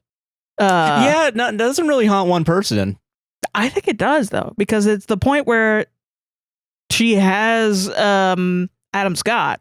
Oh, and then she goes after and the other guy. Goes after Maul. Yeah. Okay, that does make sense. And I kind of think it's like, it maybe, I think you could come out of this film and be like, what, so his mom fucking saved him? That's dumb. Mama's boy. I mean, she does kind of give him advice, because she comes up to him and says to him literally, I forgive you. I forgive you, and also, this is not where you die. Come on. Yeah, like, you gotta get out of here. You gotta get the fuck out of here. Like, she says, I forgive you, you have to leave.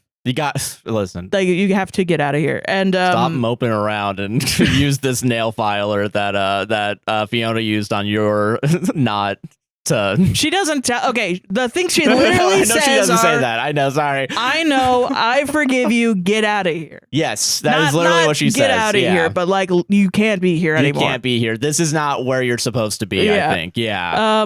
And so then I will say there's also the like in that scene where it's like she's holding his hand, bringing it to the heart, and then like I think in his hand also is the filing thing that like I didn't know that. I didn't realize that. Yeah, because Fiona used that to get him down from the hanging, and now he's using it to break his own chains. Yeah. Right.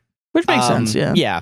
So, okay. So then he gets out of there, and this nail file is like the best nail file in the fucking world, and like breaks through many, many chains extremely quickly. Yeah. And Mal is dealing with the witch because Mal went down into there to try to get. He's burning the entire house down. Yeah, so real quick, backtrack, because, Jerry knows now something's wrong and goes up. So Mal is like, all right, fuck it. They're both dying. Fuck it, everybody's dying in here. Oh, a heater where you're not supposed to put fabric on it? Here's some fabric. Here's a jacket. Yeah. Yeah. To light it on fire. And then he also grabs the crossbow to go... To like double make sure that Adam Scott is dead so that he doesn't get also murdered. To kill Jerry, because Jerry has the key now. And an axe. And an axe. So, like, if Adam Scott gets the key, he could leave and tell everyone I murdered...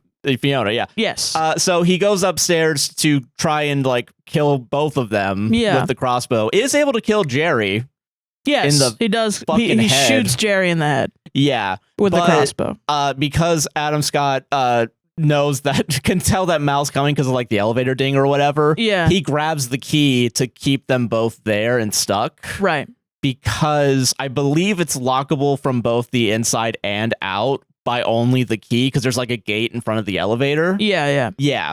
So then at some point Mal is like, come on, hey, listen, let's work together. I'm not gonna... Yeah, it's like such a stupid thing to say. Like, oh yeah, come give me the key. We'll get out of here. We'll get out of here. You know that I murdered somebody. I'm not gonna hurt someone. you. I just want to talk. I just want to talk to him. Yeah. And so Adam Scott goes down into the basement to like lure him over to where the witch is, but then also... starts to draw a chalk circle again on the ground. But isn't able to do it in time and gets captured. Yeah, the witch steps in the middle of it and then captures him and chains him up. Yeah, and then also Mal gets captured because he doesn't know what any of this fucking shit is. And he just gets stuck trying to get the key off the chain, like, where everything else is hanging. And then she grabs him. And this was so fucking epic to me. Yeah. Because it's like a biblically accurate... No, I'm joking. There's no Bible. There's like an accurate... representation of these like demon fae creatures, which I'm saying demon fae because it's one or the other and they're not the same. And she's sort of the underworld opens again. It's another elevator, which is cool. And then he like they drag Mal by his chains into the elevator, and it's like a bunch of like it's something that is I was so shocked at how similar it was to the fae creatures in Seance at Blake Manor. It was almost exactly the same, which made me think, holy shit, where's the art that this is inspired by? Where's the... I think someone...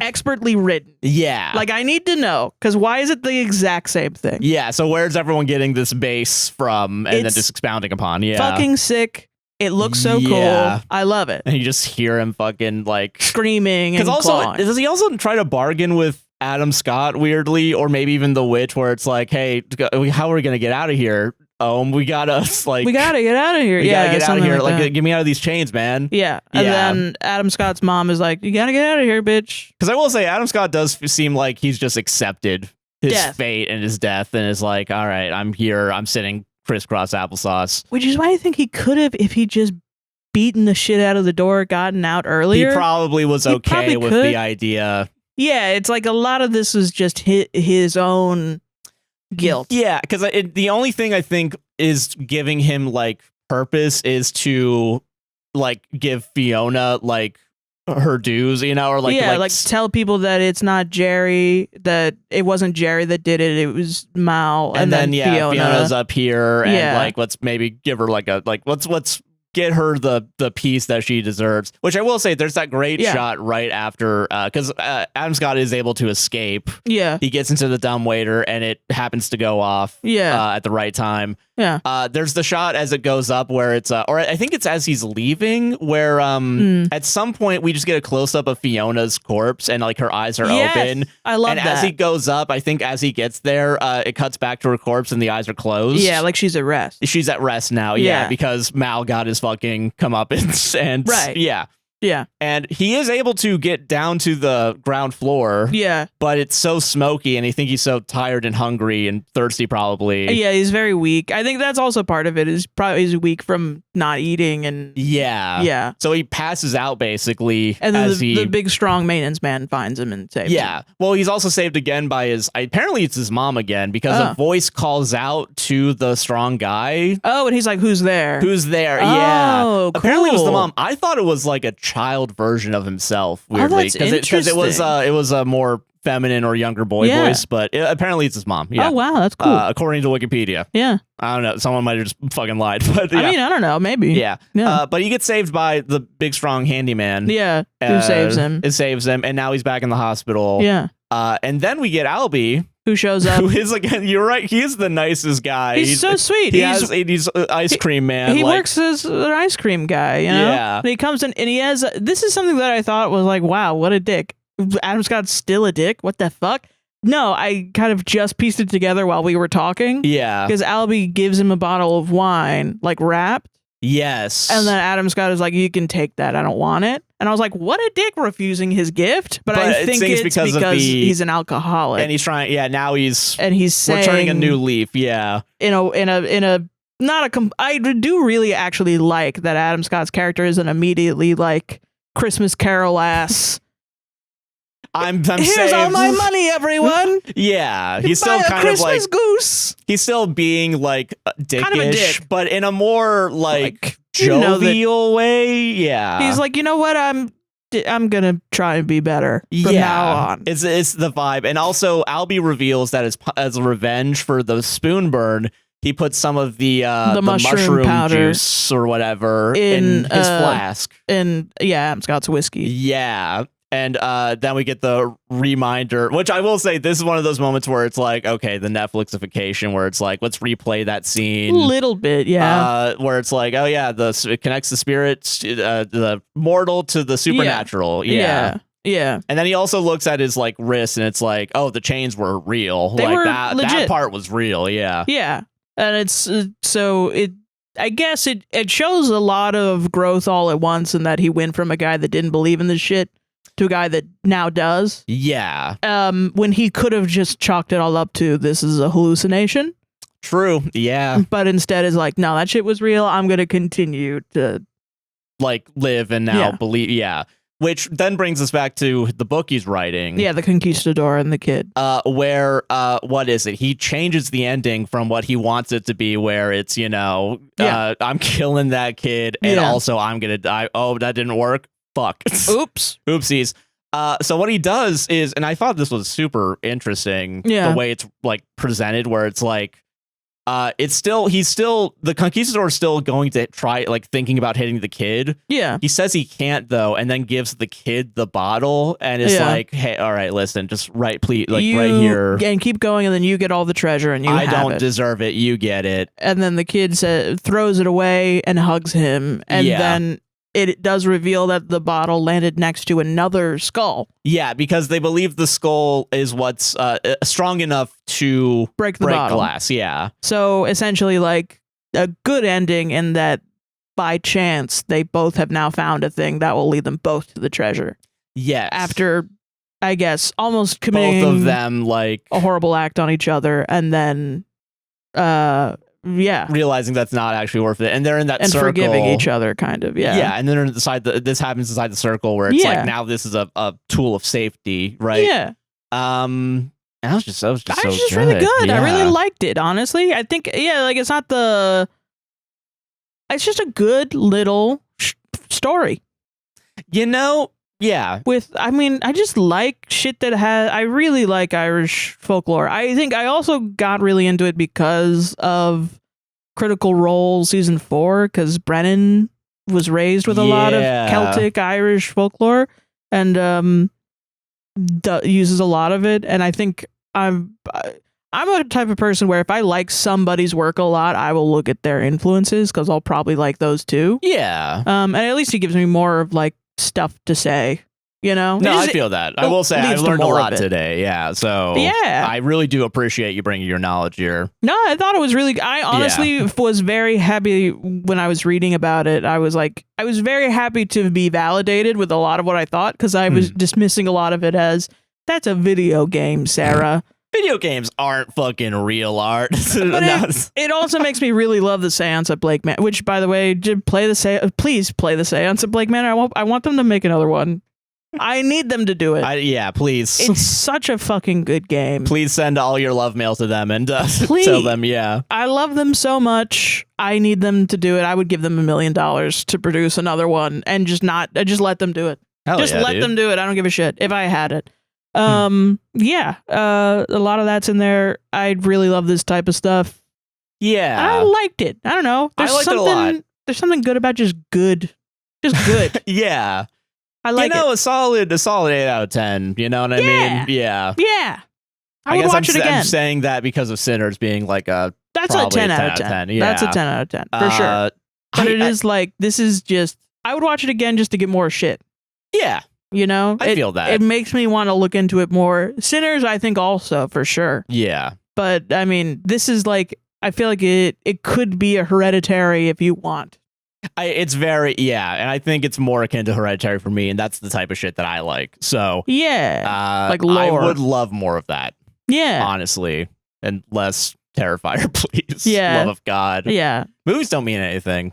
No. I'm going to keep bringing that. I'm sorry. Fuck it's that guy. So I'm sorry. stupid. That's the dumbest shit I've ever heard in my fucking life. Saying, especially horror movies, that horror movies are apolitical. Yeah. And also, can we stop giving Terrifier Halloween Horror Nights? I'm sorry. Yeah, like, listen, I know Hollywood, I know you guys are fucking soulless over there, whatever, but like, you don't have to do an entire terror tram. We don't have to do an entire scare zone. No, it's dumb. It's fucking dumb. It is really funny, though, that Terrifier had a house last year, and this year it's like just part of a scare zone. I mean, shit, man, do Hokum. I feel like do Hokum. Hokum would be really if you're doing Stranger Things 5. Come on, you could do it with LEDs, man. You probably already have all the shit. You know what I mean? Probably. It's all there. I will say, apparently, Obsession's going to be at Hollywood though, so I'm a little jealous of Hollywood. Damn, Halloween Horror Nights. What the fuck? Yeah, that's kind of sick. We were gonna watch Obsession, but then somebody commented that there was a dead cat in the beginning of it. And then we were like, I don't know, we just don't feel it right now. Right now, yeah. Which but eventually doesn't mean that Obsession's not a good film. I'm sure it is. Just because we're not watching it on Good Media August. Yeah, we'll maybe watch it eventually. Yeah. Next time, Monsters and Minions. Are you? Can we? If that's still in theaters, can we not watch that and just go watch fucking Tony then? Like, I mean, what's Tony? It's the Anthony Bourdain biopic by Matt Johnson. Oh, we can watch that. Yeah. Yeah. If it's in theaters, if Minions and Monsters is in theaters, it's probably not. Fucking shit, dude. Fucking shit. I just want to let me just watch Matt Johnson films. Those are 15 out of 10. They are.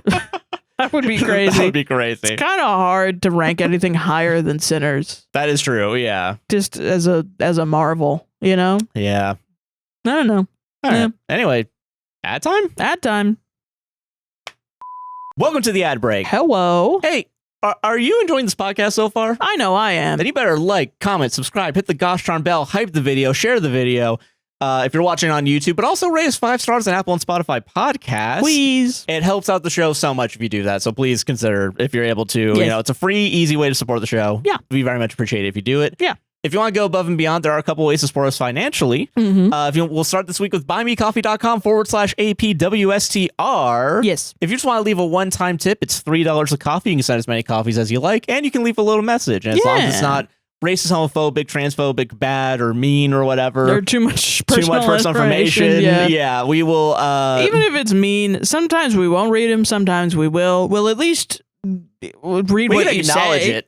Yeah, we'll acknowledge it. Yeah, we'll know that we will have read it. Yeah, we for sure read all of them, but we'll read it on the show. Is what I'm trying to say. Yeah. But yeah, so buymecoffee.com/APWSTR. We don't have any coffee this week, which is A-okay. Don't worry. That's fine.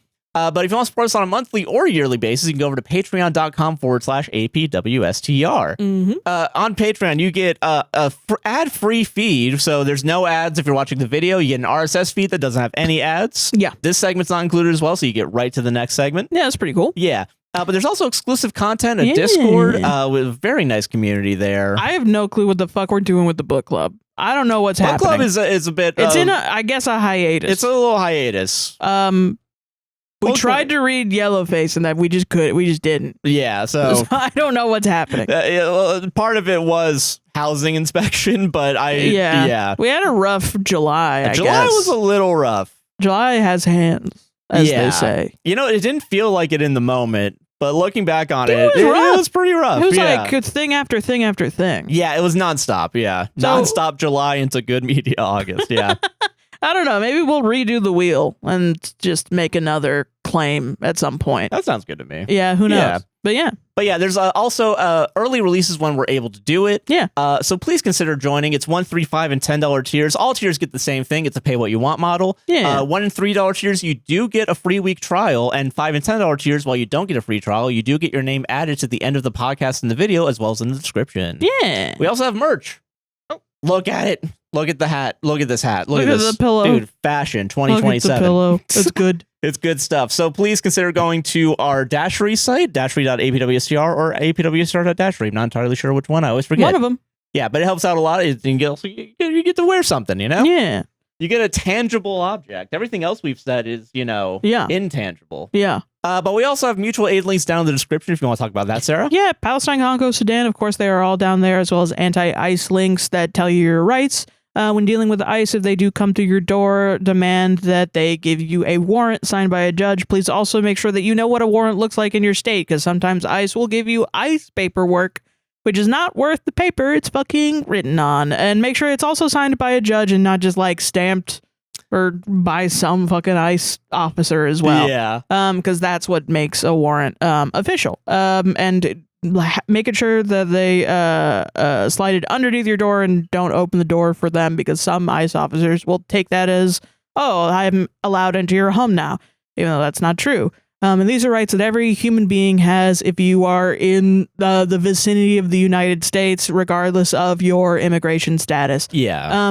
And you can print these out on red cards and give them to your loved ones, especially if English maybe isn't their first language. Red cards translate all of these rights from English into various languages, not just Spanish. I think there's like 37 of them. Like a pretty big number, yeah. It's a like good amount, yeah. So if you have anyone that might have a run-in with ICE, you can do that, as well as there are other amnesty links down there as well. Yeah. Yeah, and then just some other stuff as well. So if you're sick of giving us money, give money to somebody else. Yeah. Yeah, but do some good. All of that is inside of our link tree, so please check out our link tree. I think that's pretty much everything. Enjoy the rest of the episode. We'll see you at the red segment coming up right now. Yeah, bye-bye. All right. Hell yeah. Business time. Oh, it's Reddit business time. I have a lot of tiny ones today. All right. I'm okay with that. Fucking who doesn't love a solid 7-second TikTok? Let's make that. Let's make a Vine, dude. Let's make a fucking Vine, dude. Oh man, a lot of them were just mean today. You know, I don't know what's up with that. This one's just evil, I guess. Do you want to just do that? Fuck it. Let's start off strong, honestly. Like, what's the harm? Yeah, a lot of these are just mean and evil, and so this one's evil, I guess. All right. r/confession. Fuck. Oh no. I write bad company reviews pretending to be somebody else.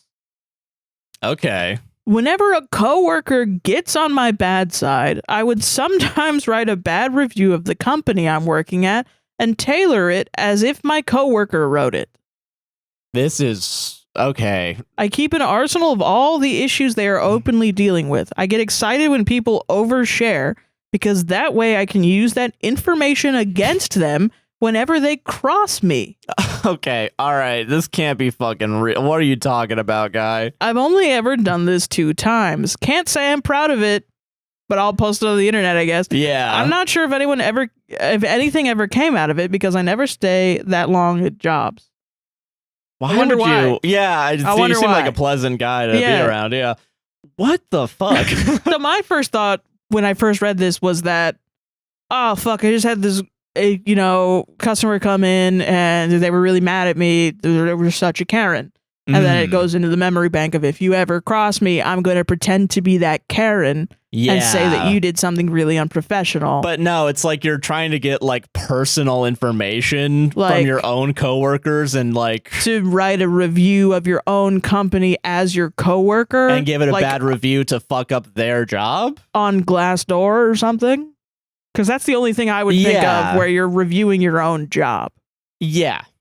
And that's crazy. I like, because not only that too, but like, it's also wild that like you've done this twice now, if we're going to believe you. And then you're like, I don't know, talking about it you either feel so bad or you feel giddy enough to post about it on the internet. Which and brag. Extreme are you on? Yeah. I can't understand the middle of it. Yeah. Like maybe of time, like sometimes you're happy, sometimes you're guilty, I guess. Yeah. I don't know. But that's interesting. Weird. I really thought, for some reason, I thought it was just going to be like, oh, I'm going to pretend to be a fake person for random companies. That I understand. That is like, that's a little fun. That's a bit of fun. That's a bit of fun where it's like, I'm Schmoogeldorf and I was working here, but then they got rid of the cotton candy machine. Yeah, and it's like, well, we never had a cotton candy. This is a crazy person. This is someone trying to get a little joke, a little goof on me. Yeah. This isn't. So my name is Brian. I have a red tie I always wear on Tuesdays. This is my social security number. My manager is a fucking piece of shit. I would never work here. If you work here, if you want to fucking I have die dreams inside. about shooting my manager in the head. Just like really just horrible. I've looked up how to. I asked ChatGPT to write a story from the perspective of my grandma. You can't even write your own story. You gotta ask AI to do it. Can't even do your own research subterfuge. Yeah. No. So yeah, that's really. Yeah, it's just evil. That I think. Is evil. Yeah. Honestly, sometimes there's so many Reddits that I don't choose because they're just evil or horrible. Yeah. Just horrible stories that are not entertaining at all. Which and I want you guys to know the mental damage we have to do every week. That is true. Yeah, where it's like you do see some of the worst of Reddit humanity. Podcasts. Yeah, that have to search through all the shit just to find the gold nuggets for you. That's how that is how we should advertise it. You know, like for just pennies a day on our Patreon, you can support the mental health of the Reddit miners. Of the Reddit miners, yeah. Well, that doesn't sound good. Reddit miners. Reddit explorers. Now that still feels bad now that we've brought up miners. It does feel a bit bad. Never mind. Reddit that's it. readers. That's my Reddit. That's my Reddit. That's my Reddit. That's solved it, we I guess. did it. Yeah. All right.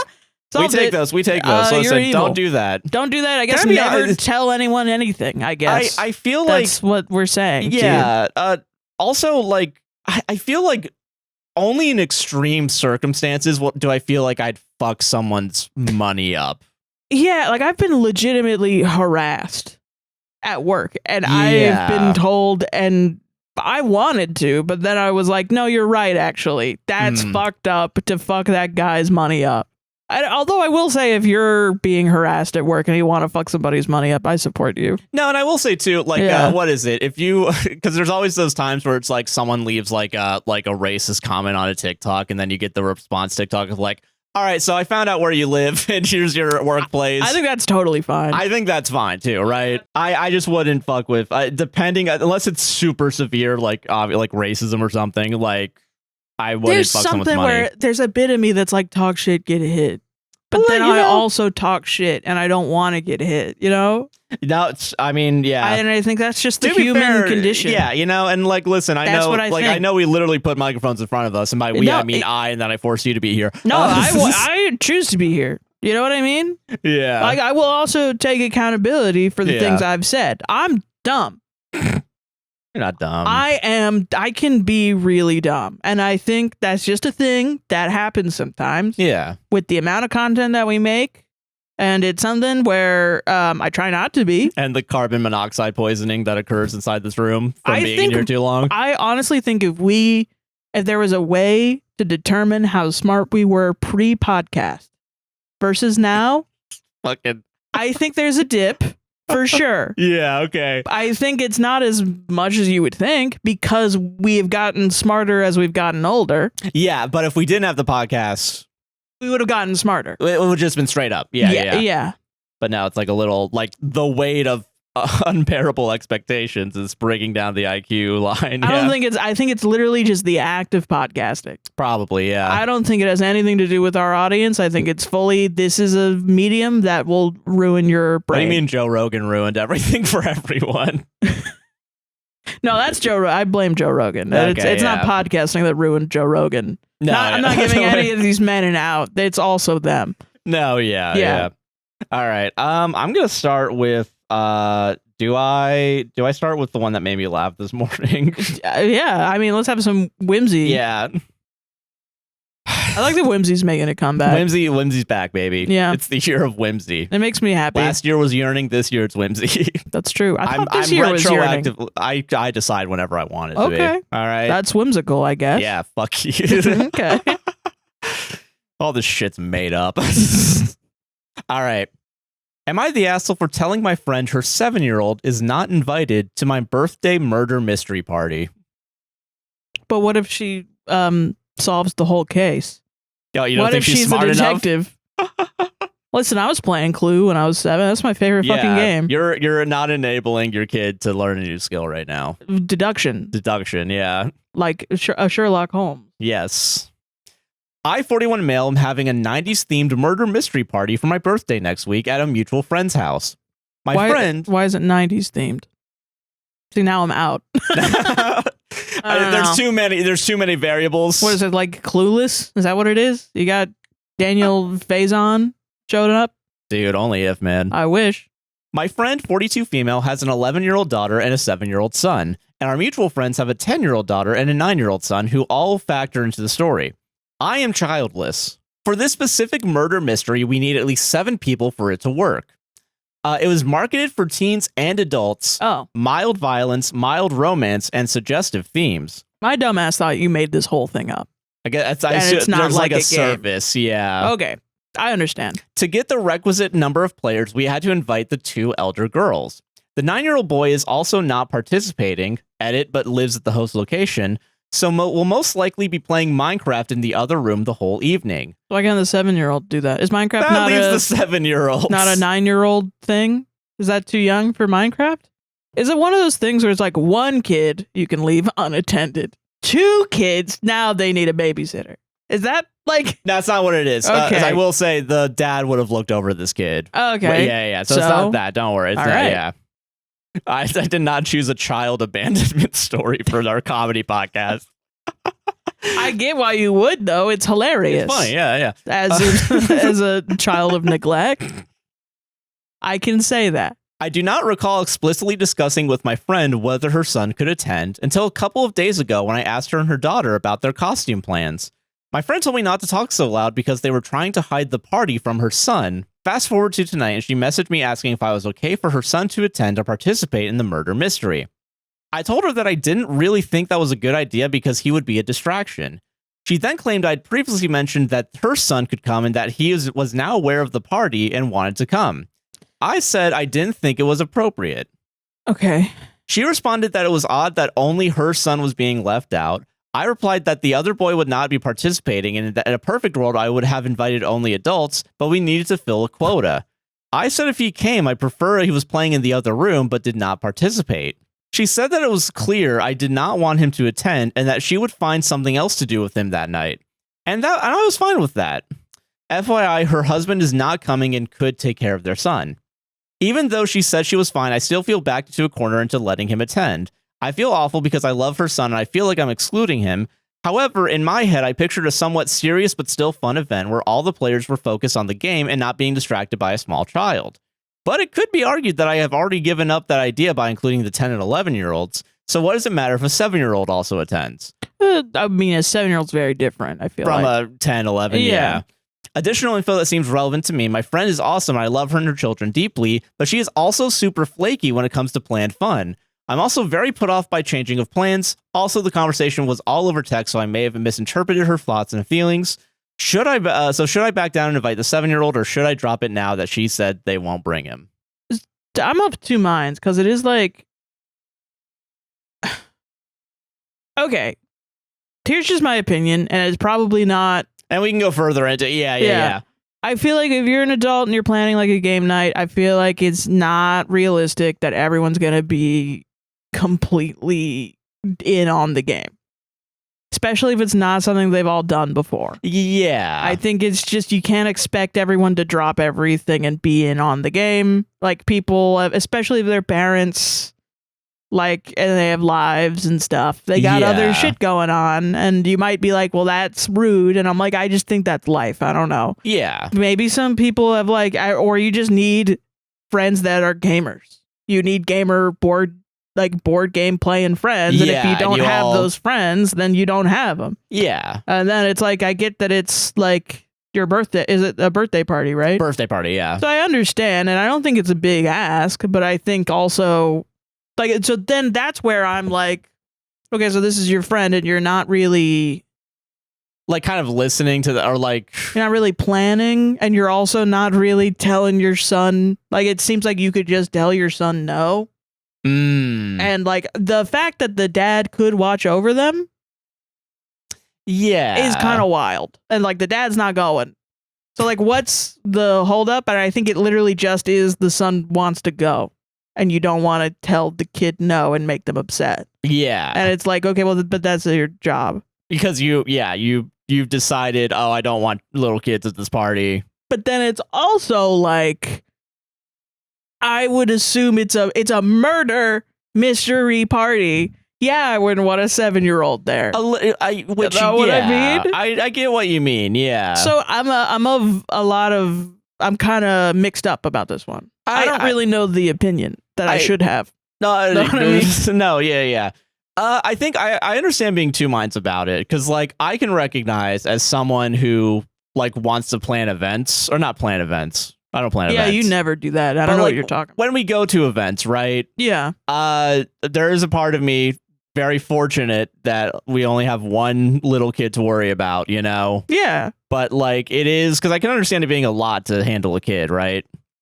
I don't think it's the end of the world if this 7-year-old shows up too. I do feel like, yeah, because I do think if it's at least like PG-13 enough, it's not that. I don't think it's the end of the fucking thing. But I do get like, oh no, now we have to censor ourselves a bit more, and this kid's gonna be running around, and yeah, that kind of sucks. But like, it's interesting that you bring up also like the adults might not be in on it. I do feel like the kid is more likely to be in on it. Yes, you know, I do think that. I think that's more likely. I just think the adults are more likely going to be kind of like serving their kids. Yeah, that's true. Yeah, and especially with the 10 and 11-year-old. Like, I think they're already going to do that with a little bit. There's already going to be some guidance. Yeah, and I don't know. I've not been around. Believe it or not, I'm not around 10 or 11-year-olds all the fucking time. And we won't be for another 8 years. So yeah. So it's possible that they're more independent, and I think it really depends on the kid, but you know, and I assume OP knows all these people better. Yeah, that's true. Than we ever will know. Just reading a story. Yeah. But it does sound like a very weird situation. I think it's a weird way going about it too, I guess, where it's like, it feels like there's not, the communication here feels fucked. It feels like this plan was fucked from the start. Yeah. Like, you wanted to do this thing, but you didn't know enough people, but you're dead set on doing this one thing. So you do allow exceptions to things that you don't want to do. Yeah. But then it's too far when it's, which again, I do get that there's a difference between a 7 and a 10-year-old. Yes. I agree with that. Yeah. I don't know, man. It's just like, I don't know. What's the husband doing too? I'm sorry, like, hold on. That's a weird detail now that I'm thinking about it, where it's like, is it that the husband doesn't want to do it, or is it that you just don't want to tell your son no, and you don't want them to be upset and feel left out? Because then it is also kind of shitty to leave out a 7-year-old. But then, especially if everyone else is there, like I would be. I'm closest to 7. You know what I mean? True. Yeah. Listen. Like, out of everybody here, I think if it were me, and this is not me saying that this is what you should do. If it were me, I would find a different thing. And I would maybe go to it like an escape room or something else. That, I was literally thinking escape room this entire time. Yeah. To be fair, once you said, oh yeah, not everyone's going to be on it, I was just remembering when we went to an escape room with our family. More applicable when we went to that escape room, that was like an escape experience with those kids. Universal, yeah. And it became more about let's make sure these kids have fun. And that was fun. I'm not going to lie, yeah. Like if I was like, we're going to have an escape room experience, I don't know if I would be upset because I'm an adult. Yeah. That is around kids. Not that you can't be upset as an adult. Like that's a bad faith way of taking what I just said out of context. No, yeah. But like, I think I would just understand that there's kids there and all of a sudden it's maybe not about me. Care of, yeah. Which I mean is why I'm for people saying don't invite, please, no kids at my party. Yeah. Especially if it's for my birthday because I want to be It's about celebrated. me. It's my birthday, yeah. But if you bring kids, you're going to be focused on your kids and all that stuff. Yeah. But then I do think also you have to be realistic that they're parents. They can't just forget their kids at home. Yeah. So it's like calling her flaky later on. I'm like, well, maybe she just has kids. Kid, yeah. I don't know. Yeah. Yeah. Or maybe she's flaky. I don't know her. That's true. Yeah. But also I'm like, she does have kids though. Like she does have. Right. Like I think there's a mitigating like, I don't know. Like the amount of times that my sister with a kid has like lost track of time because of the kid makes sense. I get it. I've never been mad at her for that. No, yeah. not at all. I don't feel like I could be. Yeah, it'd be crazy. Like, oh, fucking that kid's not paying dividends. Oh my god, she just never pays attention. Like, yeah, she's got a fucking kid. Yeah, there's more important things right now. Yeah. Yeah, I don't know. And I think even from like a kid perspective, because I remember feeling, because my sisters were, 7 and 9 years older. I will say I did get brought to a lot of events that... Me too. Because probably shouldn't have. My brothers were 10 and 11 years older than me. Yeah. Or 9 and 11 maybe. No, dude, don't say it. No. But no, fucking, but I feel like there were a lot of events that like I was probably excluded from, and I'll be honest right now, can't remember them. Yeah. But I kind of get the vibe now where I'm like, I could understand why they wouldn't want me to have been there. Yeah. And also, I get why I shouldn't have been there also. Yes. I shouldn't have, what is it? But then also sometimes this happens, because like, the most I think are all the kid events my brothers had to go to for me as well.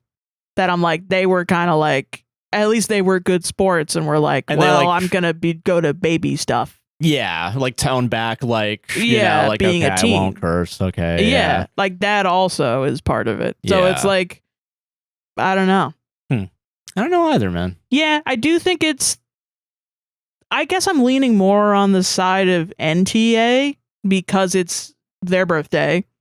The husband is available to watch the kid. So it's in the future, and they said that they were going to go anyway. And the parent is just like, sorry, we can't. Like, I get that. I think though NTA to be upset. Yeah. But I think also shit happens sometimes. I don't know what to do about it. And I will say, I think the first comment on it is like, everyone's shitty here, I guess. I assume it's from the communication standpoint specifically. I guess, yeah. Yeah, for sure. They weren't weirdly anti-kid from what I saw. At least an hour ago. Or 3 hours ago. That's pretty good. It was more just like, yeah, kid. Fucking no shit, it's kind of a harsh asshole. One. You know what I mean? Yeah. I get it. Solved it, though. Solved it. I will say that's the harsh one, so I don't think I have any more harsh ones, so whatever. Oh, I get it. I mean, not like harsh, but... You get them mad, I get them sad, Sarah. That's the 1-2 punch. Mad and sad. Oh, okay, this one is very short. Extremely short, like a couple of sentences. I thought you were going to say glad and keep it on fucking topic. What? I thought you were going to say glad and keep it on topic. Because I said mad and sad. Because they rhyme. But okay. That's a different topic, though. Anyway, r/pet peeves. Performers who bring their children out to perform. I didn't pay money to see their children. Despite their talent, parentheses, good or bad. I don't give a shit. It's on principle. On principle, don't fucking go on stage, all right? I purchased a performance by the artist, not their children. I guess I've never given a fuck, I guess is my opinion. You know what I mean? What is the situation? Okay, so like, let's start. okay, sometimes Beyonce will have like her kid come out and do a performance with her. Although I will say Beyonce's, it's usually like her kid Blue Ivy is coming out and doing the routine. Rather than like, look at my kid. I wonder if it's like this guy goes to like community theater events and it's like, get the kid off the stage. Get Winthrop off there right now. Yeah. Yeah.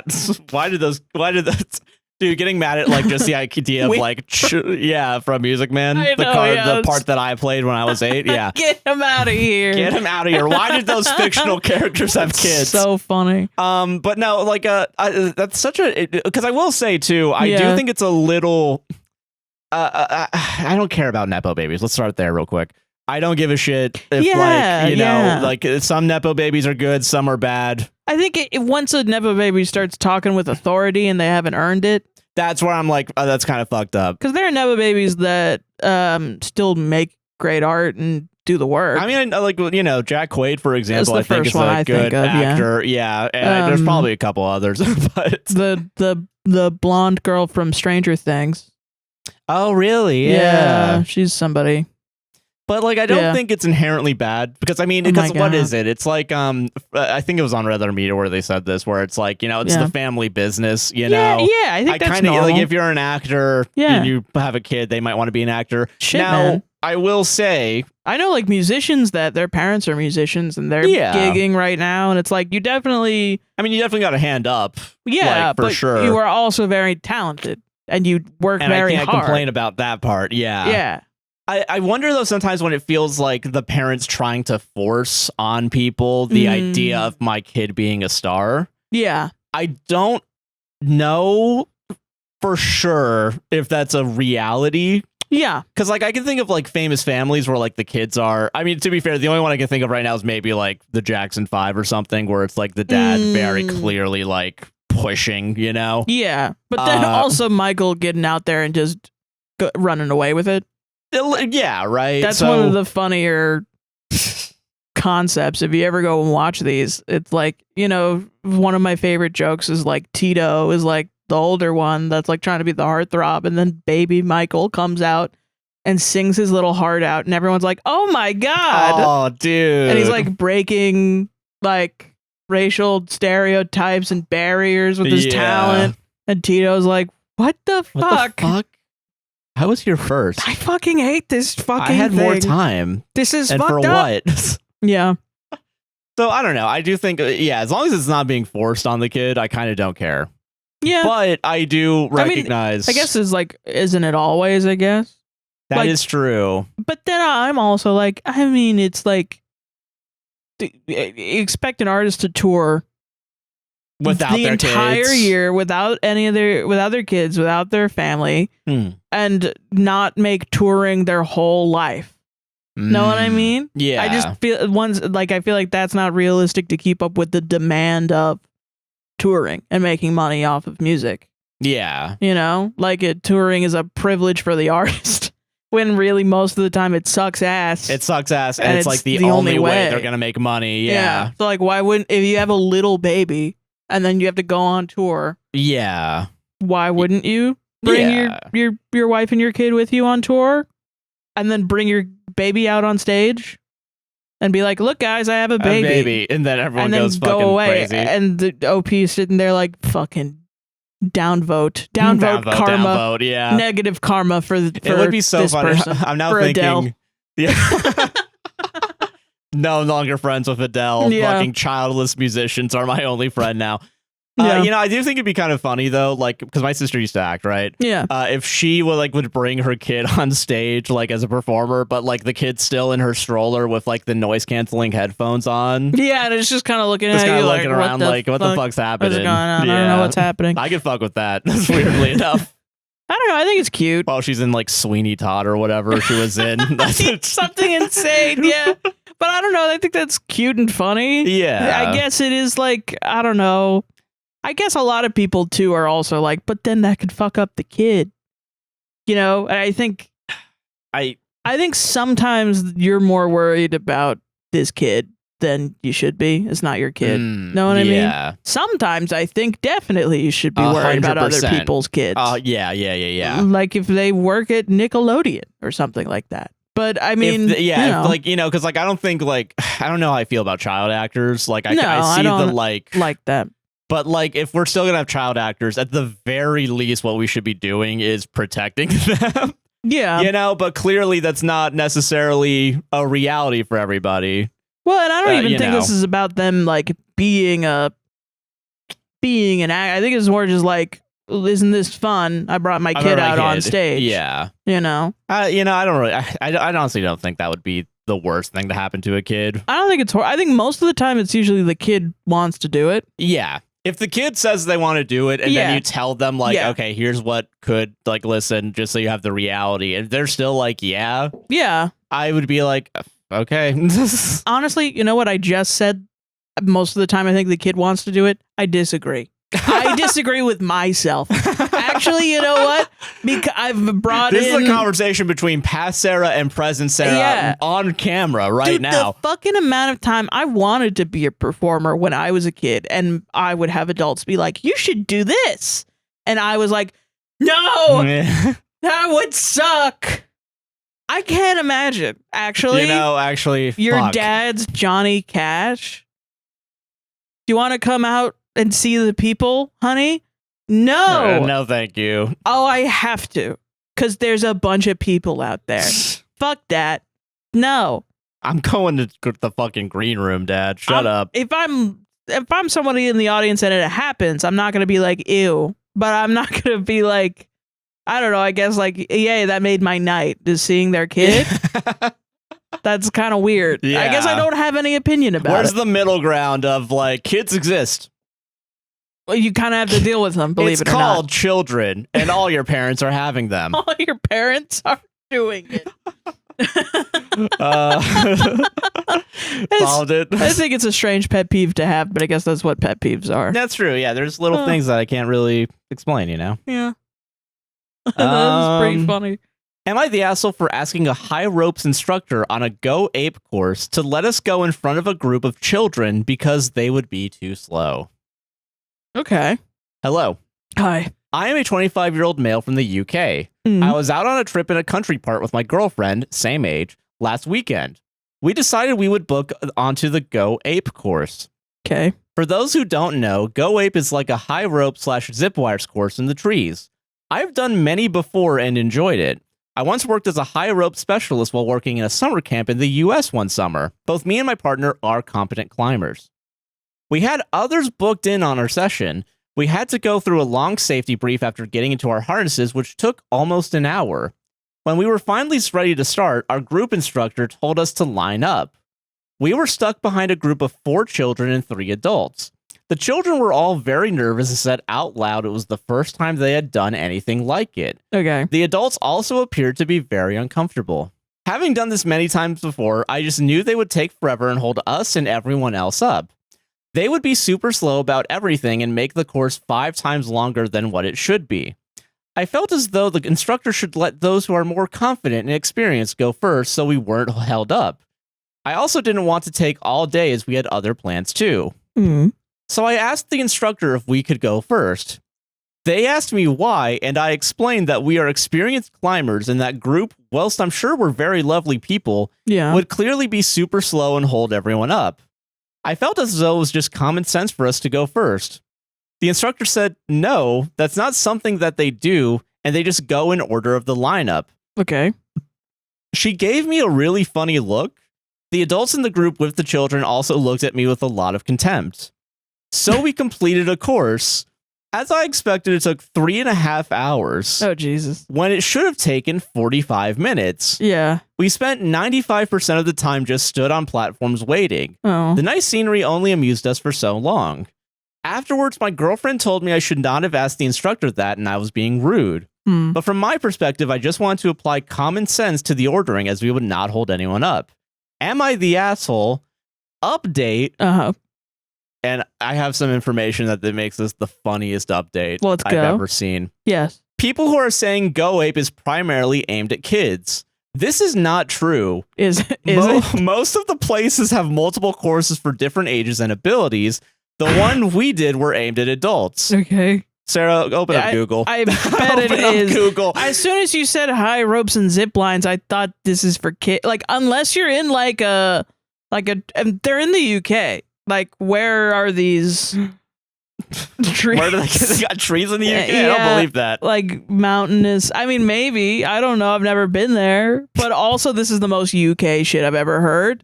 I think it's crazy to publicly be like, these guys are gonna be shitty at this. Okay. I don't think it's insane. I feel like you're at mini golf. You're taking us. I'm slow at doing mini golf because I want to enjoy my $20. Yeah, right. Like mini golf. Listen, I only get paid like $15 an hour. This better be at least an hour 20. Like, because my life is the way it is. Johnny's 16 kids is behind me, and they all play mini golf so fucking fast. They're professional mini golfers. It's fucked up. Yeah, it's fucked up. The balls are flying. They're all getting hole in ones, and they're behind me. And I turn around. I'm on stroke 7. Yeah, just. And I say, you know what? You can go ahead. Yeah. And I wait a couple more minutes because I'm having a fun time at the mini, and no stress. Yeah. Why not? You know what I mean? I feel that. I think that's fine. Yeah. And I think that should be the case here. But this is what happens in America, and that is not the fucking case in the UK. You're in a queue, motherfucker. A queue. You're not in a line. You're in a fucking queue. You're in a queue. All right. There are rules. There are fucking rules, and if you dare speak to anyone about upsetting the queue, you're gonna fucking daggers. And it's staring at you. I've been watching Come Dine With Me. Oh yeah, it's like a British. This shit is fucking brutal, man. Yeah, the politeness.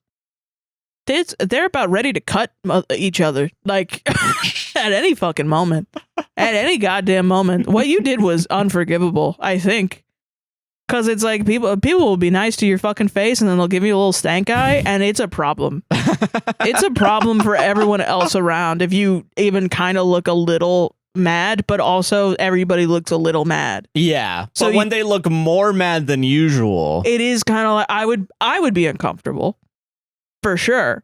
And it is like, yeah, it's a problem, but you don't bring it up, because if you bring it up, you're the problem now. You know what I mean? Yeah. And it's like, how dare wait, you were the one that caused the fucking problem. So what the hell? And it becomes this like Game of Thrones psychological warfare. Yeah. Just about anything. Just about fucking anything. So, I mean, I think you crossed a lot of cultural norms, I think. Yeah. At the kids go ape. Which, okay, so to be fair. High rope thing. To be fair. I've only ever seen kids on the high rope zip line thing. And when you Google search it, the first image is of a lot of kids. And the second image, and I think the third image. I think the only time I've seen adults on zip lines are like in the Caribbean, and it's usually with kids. It's usually with their entire family. I don't even want to judge necessarily, like, if you want to go to a zipline course. I think that's fine. I think because, like, they also do say on the promotional website, it's a family thing, you know? It's like all ages can do it. I recognize that. Yeah. Little part of me, though, is like, they had a truck when I was 10 years old that they would drive to all the middle schools after you did a fundraiser, and they would put up the zip line. And they would put up the walking course. Yeah. And it was the same shit, just not in the woods. It was on a truck. Yeah. And I was like, I do associate that kind of thing with being younger, at the very least. Yeah. Yeah. Well, I mean, and we're around, like, kid town. Like, I think that's also Orlando. Yeah. Yeah. Like, we have to deal with everybody else's kids when they're on vacation all the fucking time. Meanwhile, I want an adults only like foam pit place where like you can just jump 20 stories into a foam pit. For sure. Yeah. I get that. That'd slap. It's Dave and Buster's. Yeah. Essentially. I want Dave and Buster's to have a trampoline park. Yeah, that'd be sick. You know what I mean? Yeah. Like I think that would be fun. Yeah. I've heard my brother worked at one of those for kids, where kids would show up and it would just the whole place is trampolines, and they would just jump around. Yeah, dude. Yeah. Fucking anything to tire out these little monsters. Exactly. Yeah. I mean, yeah. So I don't know. I do think you're kind of the asshole. It is funny that you say cute too, because like I'm thinking like, yeah, if you cut someone off at the fucking roller coaster at Universal, oh my you're God. dead. You're fucking. I'm killing you. Yeah. But yeah, no, I do think kind of YTA. A little bit. Yeah. Someone in the first comment said you maybe should have said this privately too. Yeah, instead of just publicly. Just in front of them. I mean, I don't know. It's just a different set of rules. I think I understand. I think it is so British to be like, I'm just trying to apply common sense. And you guys are being illogical about this. I think a lot of Americans are going to be like, what the fuck are you talking about? It's just a thing to get their way. I don't know what to tell you. It's just what they say to get their way. It's common sense because of this, that, the other. Yeah, and it's like, and you're like, all right, buddy. Here in America, we've ascended past like, oh, if you're saying common sense, you don't have any ground to stand on. You. And it's like they know they don't have ground to stand on. That's why they're saying it. Yeah, they have other plans that they wanted to do. They expect that you're smart enough to know that they're talking shit. Yeah. So that you could be like, okay, buddy. They're rage baiting you. The British are rage baiting you. And you have to let them. And then you come back to it. And then they're like, yeah, I was being a dickhead about that. You know, that was why they needed 3 lanterns. 1 by land, 2 by sea, 3 if they're rage baiting. They're fucking sneaky if they rage bait you. Yeah. They did a little switcheroo. They're rage baiting us. They're rage baiting us. Oh my God, I saw this Tumblr post. Yeah. Hold on. Yeah. I'm getting older. I saw this Tumblr post where someone was at an aquarium and they were at the stingray thing where you pet the stingrays. Oh yeah. And the stingrays are being all shy and the kid goes, it's a kid in a Five Nights at Freddy's shirt says the stingrays are rage baiting us.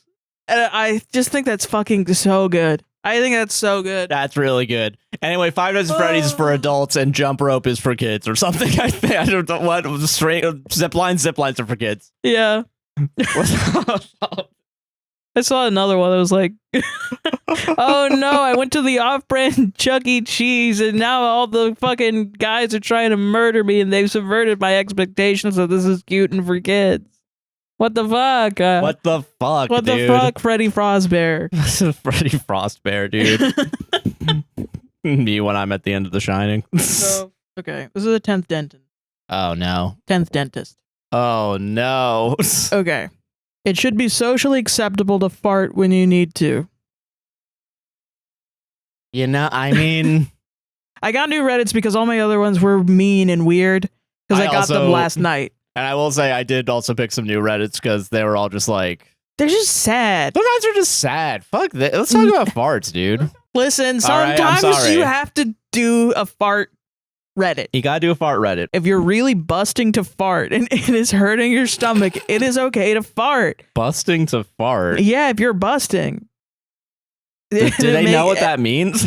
I think this is, I will say, I do think this is like English is my second. Oh, okay, yeah. Fair. I, for example, have a stomach disease and it makes me feel dizzy and nausea if I hold in farts. I have heard that if you hold in farts, you just breathe them out. Haha. I've never heard of that. How do you, what? That's not, they're not gonna...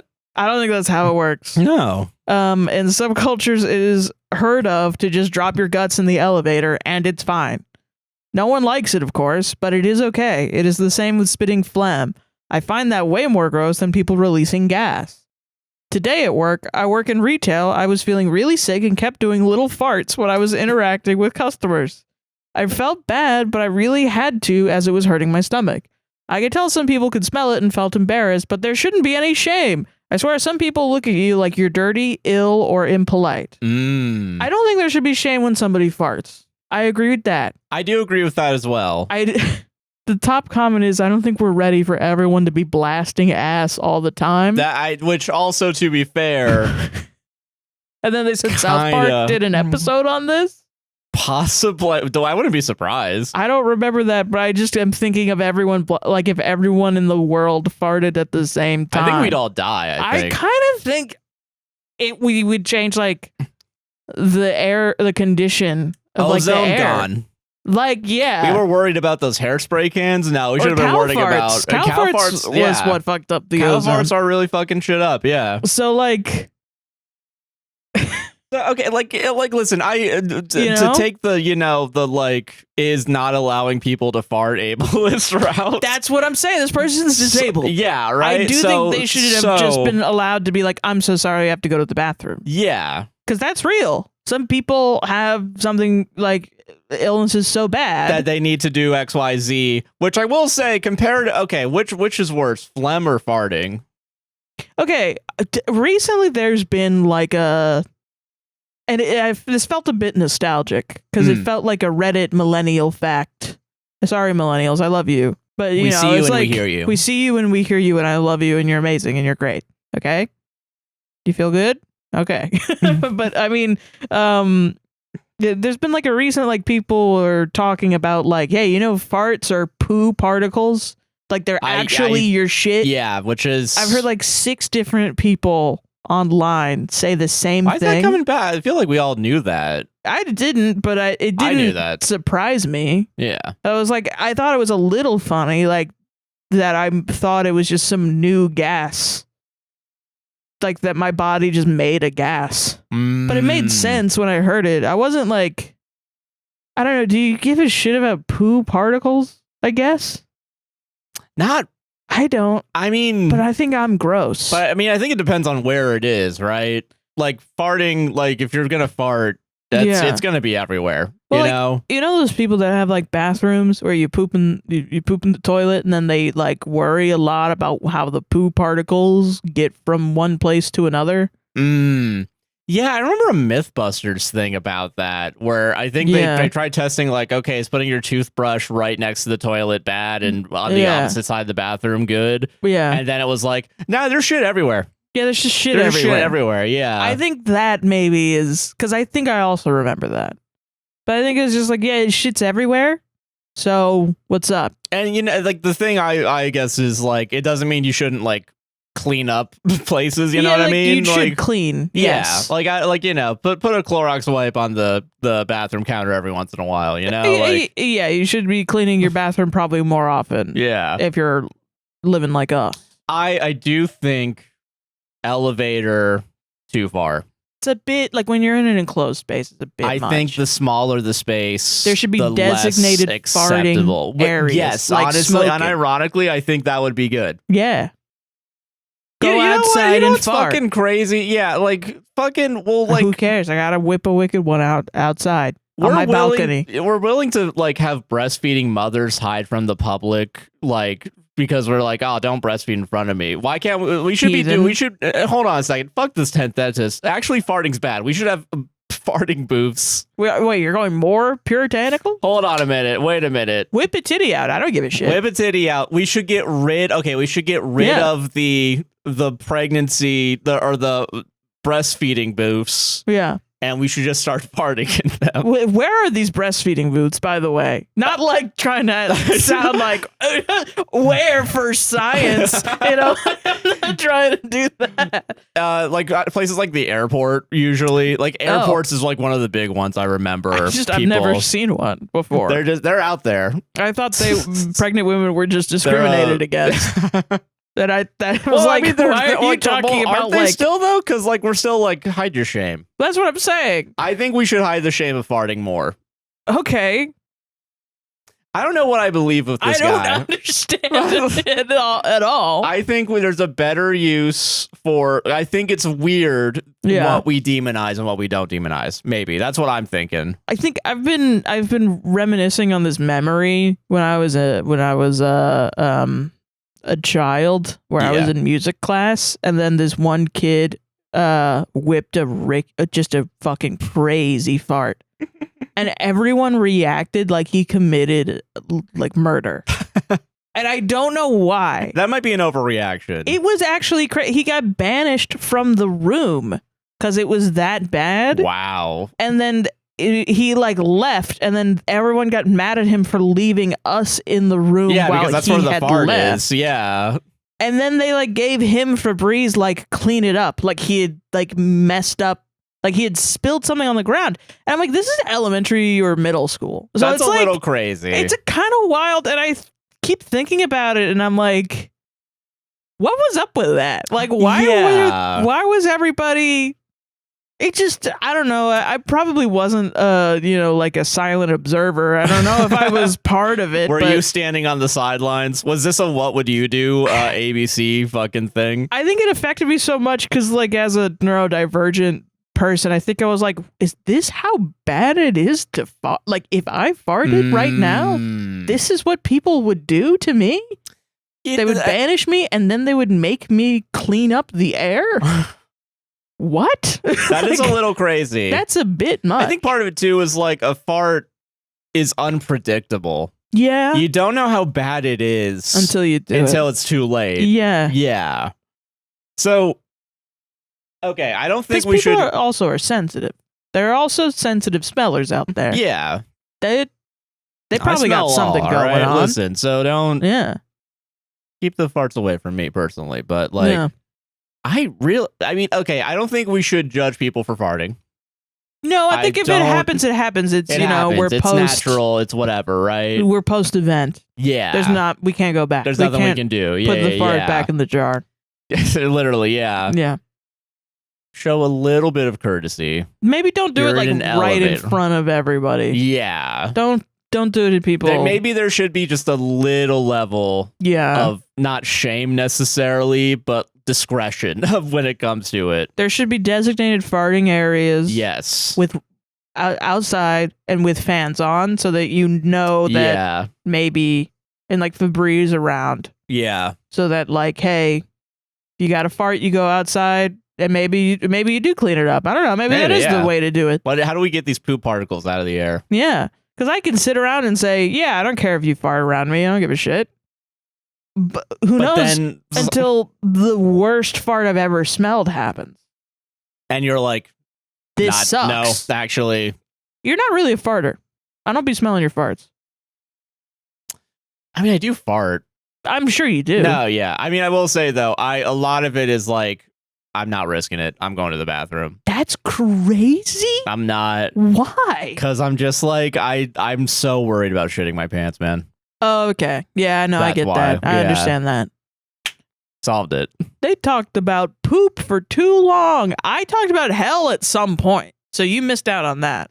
Yeah. And everybody knows they love it. You could have heard about the Irish. I know. And how they're the worst. 2 weeks in a row, but no. Your God's abandoned you, not me. Do you think we could get away with calling this episode "The Irish Are the Worst"? No, not. Fuck. No, no. Sadly. Damn it.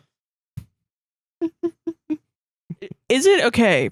Do you think YouTube would demonetize us just for putting "gay" in the title? Yeah, probably. That's unironically. Fucking crazy and homophobic. That's kind of gay. Yeah, no, that's homophobic. Yeah. Because I've been wanting to name episodes on the gaming channel, like, just put the word gay in there.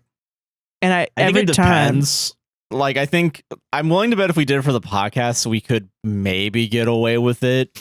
But I'm willing to bet that is a flagged word. That's fucking crazy. There is a chance I could appeal it, but then if I have to appeal it, it's like a 50-50. That's like, insane. Are you monetized or not? And if you're not monetized on YouTube, the video's not getting viewed by anyone. So like, what the fuck? Yeah. That's homophobic. Am I the asshole for calling out someone sorting prepackaged strawberries?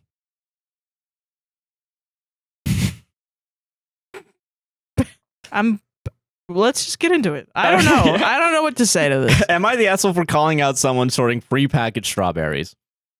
At Lowe's Food Today, not to be confused with Lowe's Hardware, nice market in the Southeast, has a bar even. Oh, sick. What the fuck? Publix. Where? Is what this is.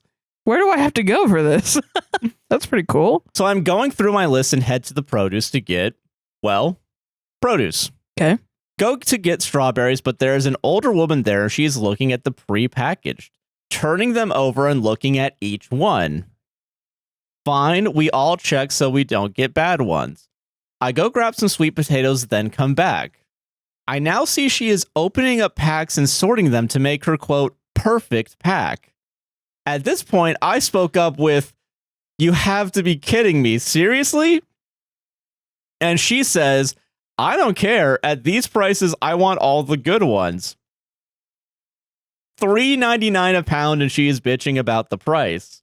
So does anyone think what she was doing was acceptable? Take into account that when you buy pre-packs, you are assuming random people haven't sorted through them. Yeah.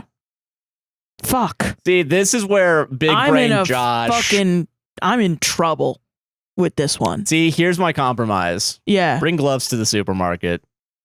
Just bring some gloves. You're gonna touch some shit. You shouldn't have to bring gloves. You're right. You shouldn't have to bring. They have gloves at the supermarket. Okay, Just ask the employees for some gloves. Yeah, actually, yeah, you're right. Yeah. Okay. This is my problem. Is because now I'm doing the math, right? Yeah. Grandpa with singular apple. One apple. Yes. This is woman version of that. Yeah. Grandma.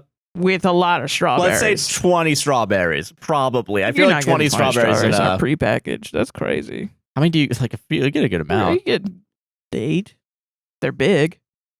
We've gotten more than 8 in a prepackaged for 12. $4. We've gotten more than 12 in a prepackaged for strawberries. 15. Probably I'll go 18. How about that, huh? No, that's crazy. I think that's crazy. I think it's higher than next 15. time we're counting all the, we'd never get that. When we go and we're gonna get the good, we're gonna pick out all the good strawberries. By the way, the berries have cyclospora now, so we're not getting berries. That is true. If anything, you're both dead. You're both dead. You're both gonna not to speak about shitting for more than our allotted amount. Not to use all of our shitting tokens. We're using all our shitting tones tonight, baby. All right, shit. Fuck. Whatever. Stupid. So, okay. Okay. So I want to be like, there's a part of me that wants to be on Grandma's side, because it is like at these prices, part of me gets it. The fruit that I want. Part of me gets it, but then don't get the prepackaged.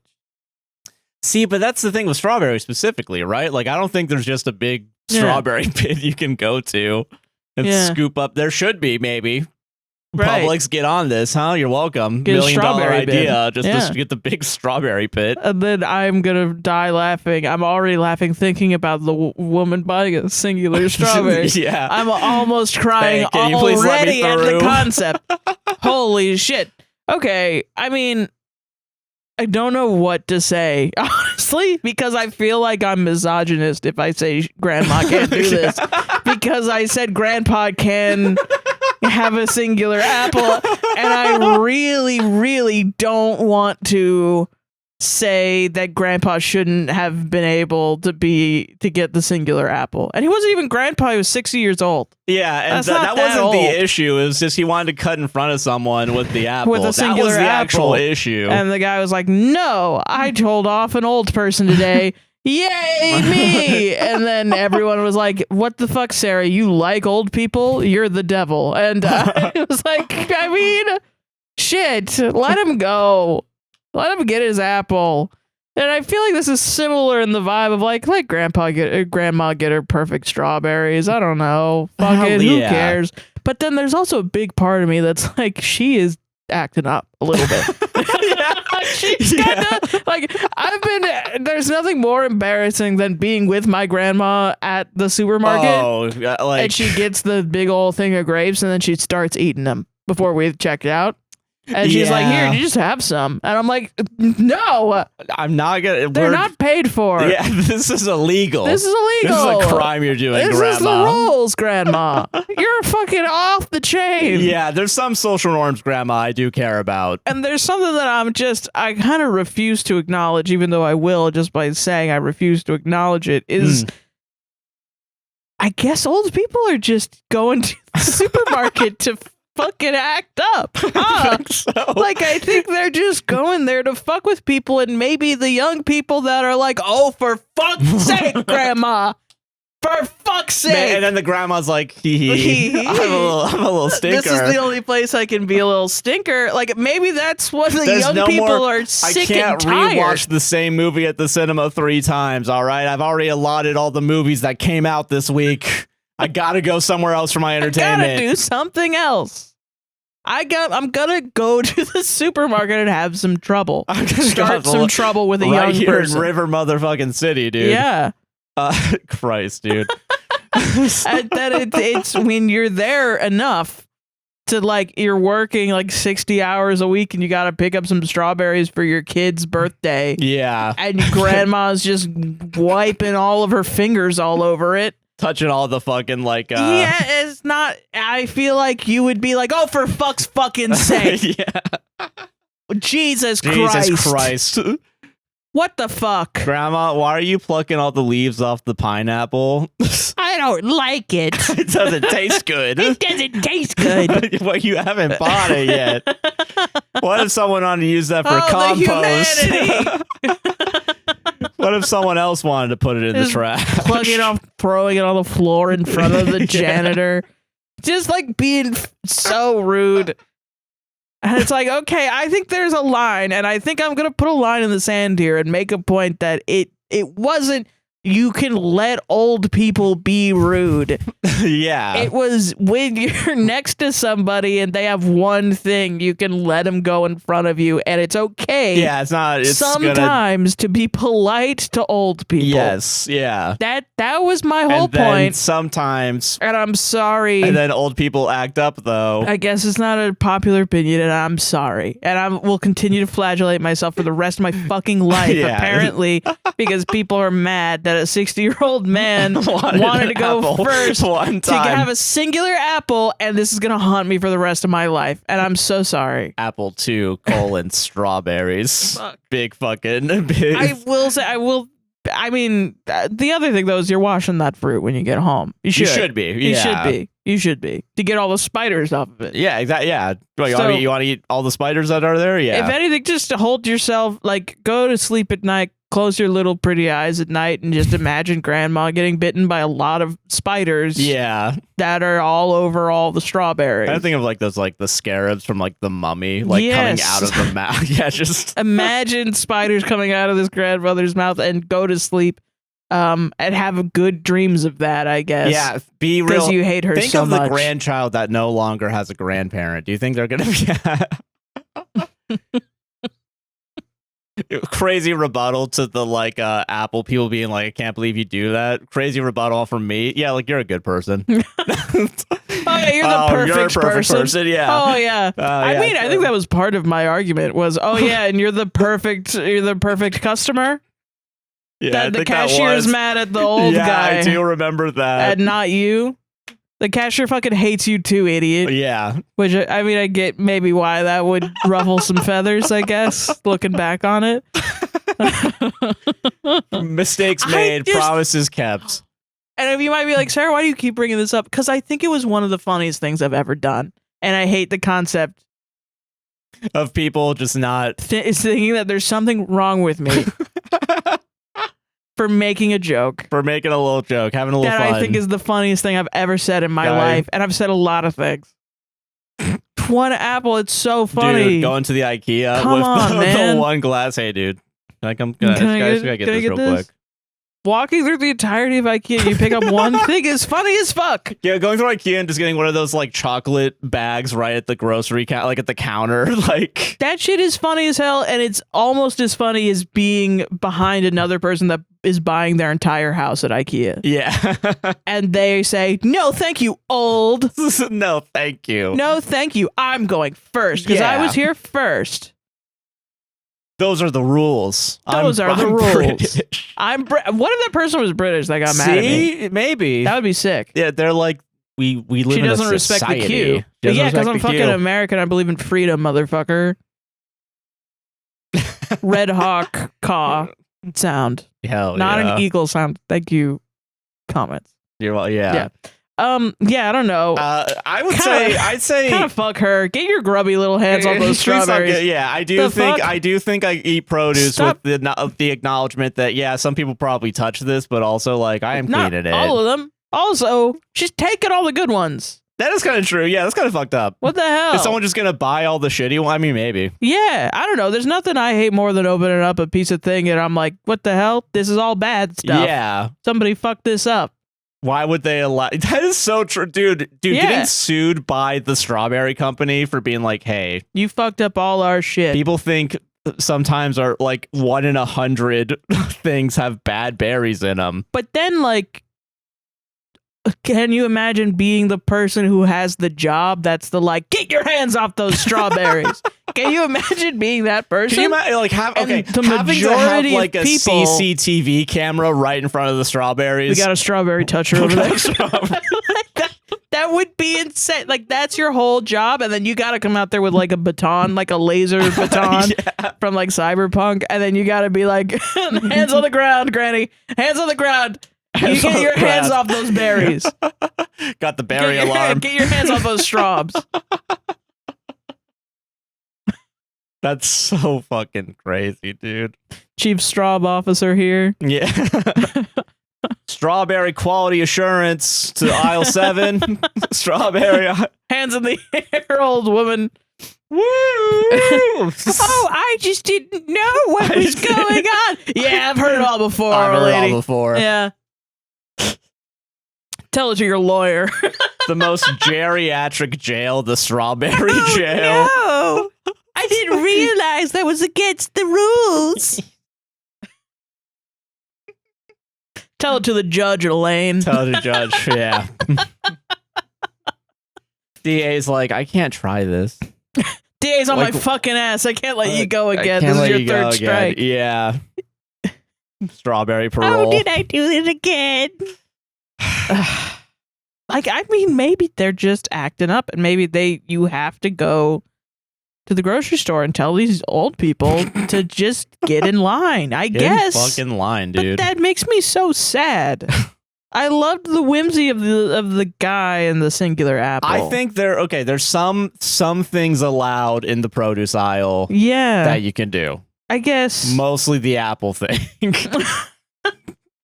That's kind of like the entirety of my list of things you can do. I'm kind of understanding, though, that it could be the straw that breaks the camel's back if you're constantly dealing with old women, just crones touching all your berries. Fruit. Yeah. You're trying to get fresh fruit, and you're in like a fucking safari zone of trying to hunt down untouched fruit. Yeah. Like you're fucking Indiana Jones. And you have like the fucking the little brush, and you're just like looking for prints. Yeah, and somebody's beloved grandma is about to like that's crazy to me. Jesus, I think I'm being funny, and I don't think you there's anything problematic about this. I don't think so either. And I think that's please don't take this away from me. I'm not taking it away from you. It's okay. Hey, I got you. I got you. Okay. Thanks. All right, you're welcome. Solved it as well. Solved it. All right. Also, apparently berries have cyclospores, so don't even get them. Don't get them. Just go to bed at night knowing that grandma is shitting real bad. Spiders are going to come out of her mouth, and she's going to have crazy diarrhea. Spiders out the mouth, shit out the ass. Same thing, that's different the way day. I like the fuck. Same shit, different day. Oh, okay. All right. This one is wild to me. This is r/dating advice, which I guess I'm going back to a lot. I don't know. Fuck it, but it's advice. It's an advice show. We're an advice show for a pre-modern era. Yeah. Yeah, that's our show. Postmodern era. Sorry. Yeah, we're the pre-modern. They're the postmodern. No, they're modern. We're postmodern. Oh. Okay, that's what I mean. Yeah. What was that sound? Oh. All right. Might be finished with dinner dates. ... Okay. 31 female, single. I've been on approximately 6 or 7 dinner dates in the last few months, and I've noticed something weird. 3 or 4 times now, I've had men ask me to dinner and then claim they, quote-unquote, aren't very hungry, and suggest we order a few appetizers or split one main. One date, I had a guy ask me to dinner, then say, I actually ate before I came. Let's just get some onion rings or calamari. I had another guy suggest we split a main, and then when it arrived said, I had a huge lunch, so you can dig in. I'll just wait for you. Is this like a fake chivalry thing where it's like, I'm just going to buy a bunch of stuff and be like, oh, actually, I'm a good person? You have it all. Like he didn't know that we were coming to dinner ahead of time, and also it's a bit weird / uncomfortable eating solo while someone you don't know very well sits there and watches staring you. I was gonna say that sounds like fucking hell. Yeah, that sounds like my nightmare. Yeah, yeah, because if you're looking, I'm looking right at you at the booth. Like, They're like eating spaghetti. Yeah, like I feel like I also like if I'm keeping the conversation going, I'm just like talking at you for most of it. Yeah. Like I have to respond. Now I feel like you're a captive person. What if that's part of it? What if Maybe. It's like Is this I like know a power I want to move? yap at women? I think, yeah. I need women to do my emotional labor for me. I just need, listen, a therapist couldn't afford me today. I couldn't I'm just going to go on a date. I would rather how about pay some onion rings? For like a $60 dinner date than a therapist. I'm assuming they want to keep the bill low because they assume they're expected to pay. But I don't really care about who pays on a first date, and I'm happy to pay separately. I tried saying this to one of them and was like, I'm happy to split the bill and we can both order whatever we'd like that way. And he got annoyed immediately and told me he is quote unquote very old fashioned and doesn't consider it a date if he isn't paying. The other thing is that none of these dates were my idea. They were all suggested by the guys. Why suggest a dinner date and then eat beforehand? I don't think I can do dinner dates in the early stages anymore. I'm leaving them too hungry. That's crazy. I feel okay. And that's what I'm saying. Like, I mean, my first thought was they want to have sex. They're like, oh yeah, second location, let's go. Second location. Come on, come on. I want to get there as fast as possible. Yeah, listen. I just need to know your name. I don't give a shit. All right, we're going. Honestly, I don't even give a shit. We're having sex right now. Yeah, come on. But Jesus. then if they're the ones saying let's go out to dinner, I don't get that. That doesn't make sense to me. Where it feels the charitable but still shitty is like I'm trying to pretend to be chivalrous and like offer you my food, right? Let's go out to dinner, and then you get there, it's like fuck this, get in my car, we're having sex. But yeah, like that's not. Yeah, that's not. Maybe. I don't know. Is it what? I'm trying to think of any reason that because like to like purposefully. Maybe they think they're. I mean, I'm sure most people think they're bad at eating. Like they just don't like the concept of someone looking at them while they're eating. But then they're okay with they don't go out to eat. Looking at someone else eat. Yeah. And I feel like that's not empathetic if you're like, listen, you're not watching me eat. I think you though. You can, whatever. I don't care. I'm gonna be stoic. Yeah. Over here and not eat. Yeah, I don't know. I think honestly, real talk though, I do think a lot of men have disordered eating or something like that. I do. Yeah, I agree. Yeah, but to get back to the funny part, not the serious part. I do think well, it's not even really funny. It's just kind of like insecurity. I bet you. I guess. Yeah. I don't know, because I mean, like, listen, I recognize that as someone who may have disordered eating in the sense of like, sometimes I'll skip a meal, like not even out of like, oh, I'm gonna get skinny if I skip lunch. You forget. I just forget. Yeah. But I know that's not good, Yeah. And then I eat a whole Domino's pizza in one night. Yeah. Yeah. But hey, it's get the calories, right? But I think it is just kind of, what is it? Now I'm also thinking like, because he said onion rings, I am thinking like, so okay, you invited her out to dinner, you said Buffalo Wild Wings. And then you were like, and then you're not getting the best deal at Buffalo Wild Wings. Yeah. You're not even getting the fucking Mozzie sticks, dude. Like, come on. You're not even getting the like 12 wings per person, all you can eat wings. Yeah. That's crazy. That's pretty crazy. Why would you eat prior? I feel like, I don't know. I feel like most times that I've gone out, especially if it's like to eat somewhere, I'm usually pretty hungry. Yeah. Yeah. Yes. Yeah, like I don't even get I get the eating prior. The only time I've ever heard of that was that fuck ass one where that guy was gonna order an entire pizza for himself. Yeah, and everyone was like, "No, eat after bad. Yeah, you eat too much." And then he was like, "Do I eat too much?" And Reddit was like, "Yes," like because they're all demons on there. Yeah. But this one, I don't know. I guess I've only heard of that when people are like, "Oh, if you don't want to look like you're eating too much food, eat beforehand." But I guess I don't know. I mean, I guess I've never given a shit about what people are eating. You're going to the food place, to get the food. It's also like if you're dating for longevity, right? Which most people assume. Yeah. You're gonna eat next to them at some point. Yeah, true. So why not just rip the Band-Aid off and be like, this is how I eat? This is how I eat. I got the fettuccine Alfredo. Yeah. There's going to be shit on my face the rest of the night, okay? I don't know. Maybe it's just like some people think like they have to... I really hate that some people think they have to change themselves for like a first impression. Or first hide date. themselves, yeah. Yeah. I mean, I guess there's some things you want to hide depending on what it is, but like, you know. I don't know. Like you're a serial killer or something, but like... Well, I mean, you're not really dating then. You're more like scoping. That's true. That's a different, yeah. More like shopping. At the food store where you get the food. Yeah. At the meat store. At the meat store, yeah.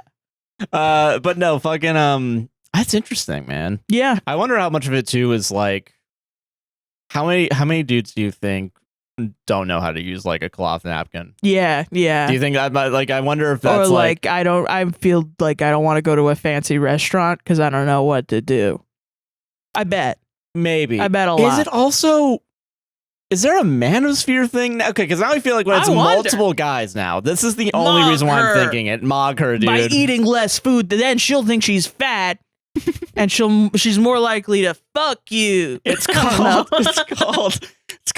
food negging, and all the dudes are doing it. It's called food maxing. Food maxing. Eat a bunch of sausage before your dinner date maxing, and then fart all over the food. Yeah, exactly. Get her to eat your shit. It's disgusting. That's bad. I'm sorry. Okay. Yeah, no, that's weird. Yeah. That's just weird. Yeah, that's weird. Solved it. Shit's weird. Everyone should be more normal about food, I think. Yeah. We should just it's a just necessity. We gotta fucking eat it. Yeah. God damn. Am I the asshole? I don't want to pay for intercontinental flight seats. Okay. Then don't. All right, next story. Oh, great. So I purchased 2 tickets for me and my significant other.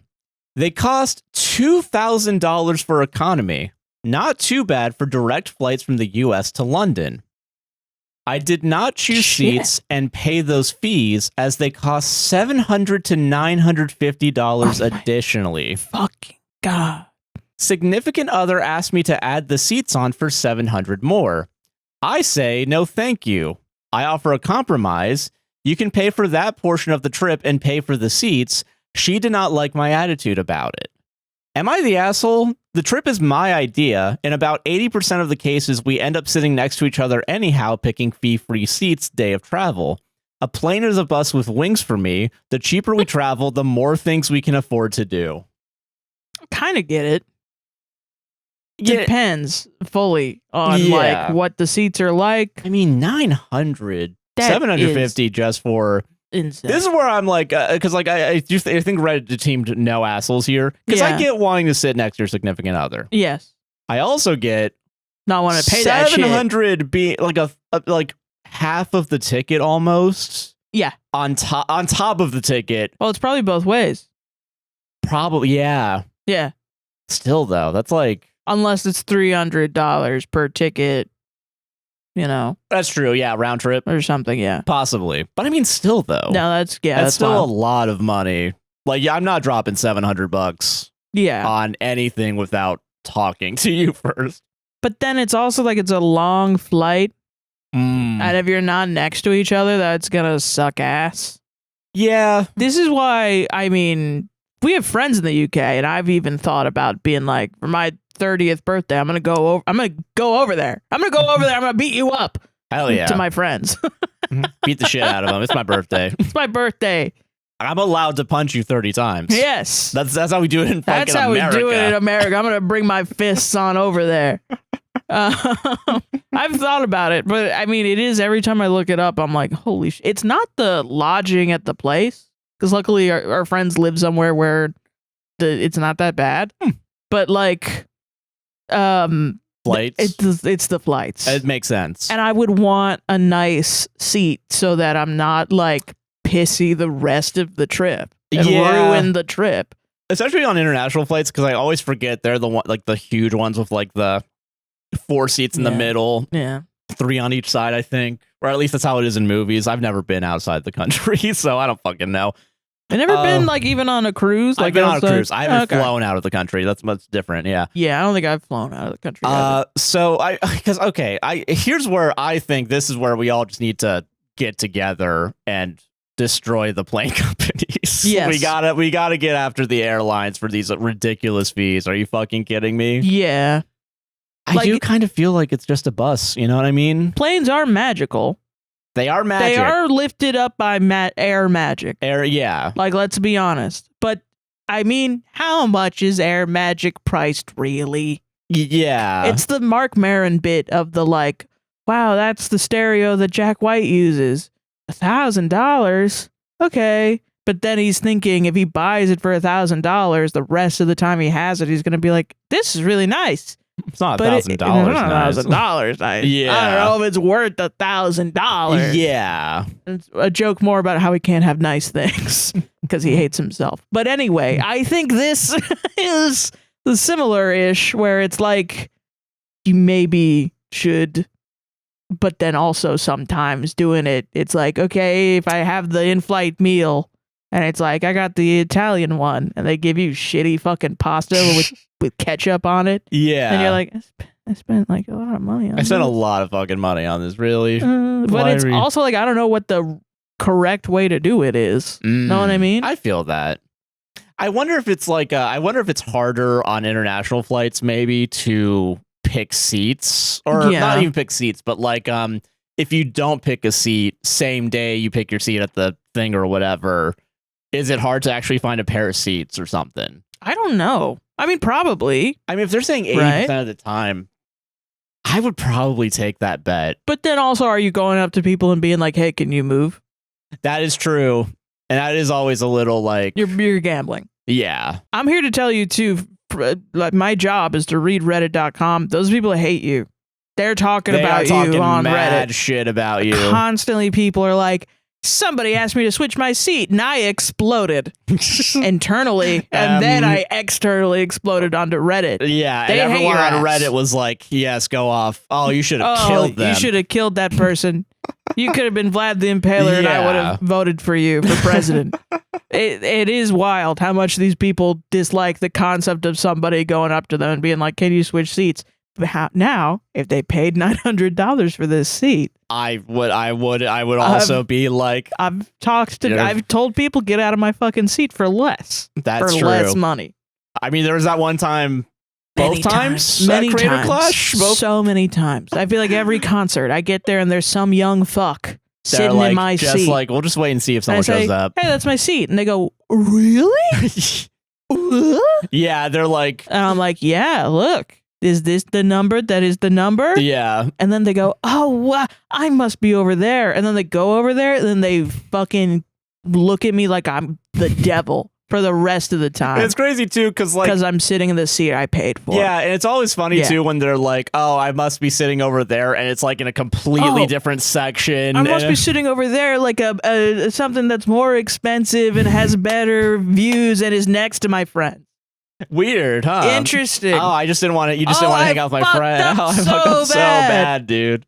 Oh, damn. If you're just don't sit in other people's seats without asking. At least, I mean, I think sometimes, I don't. If it's like a seat equivalent, and I can make sure that a stranger is like with their kid or something. Yeah. I'm like, that's all fine. right. That Even makes if you're sense. with your friend, I don't give a shit. Yeah. I would rather do that than sit next to your pouty ass. Yeah, I mean, like, you weren't nice to me earlier. You didn't do that thing I wanted. And everyone's already gonna be mad because they're on a fucking flight. Yeah. So, like, might as well lower some of that.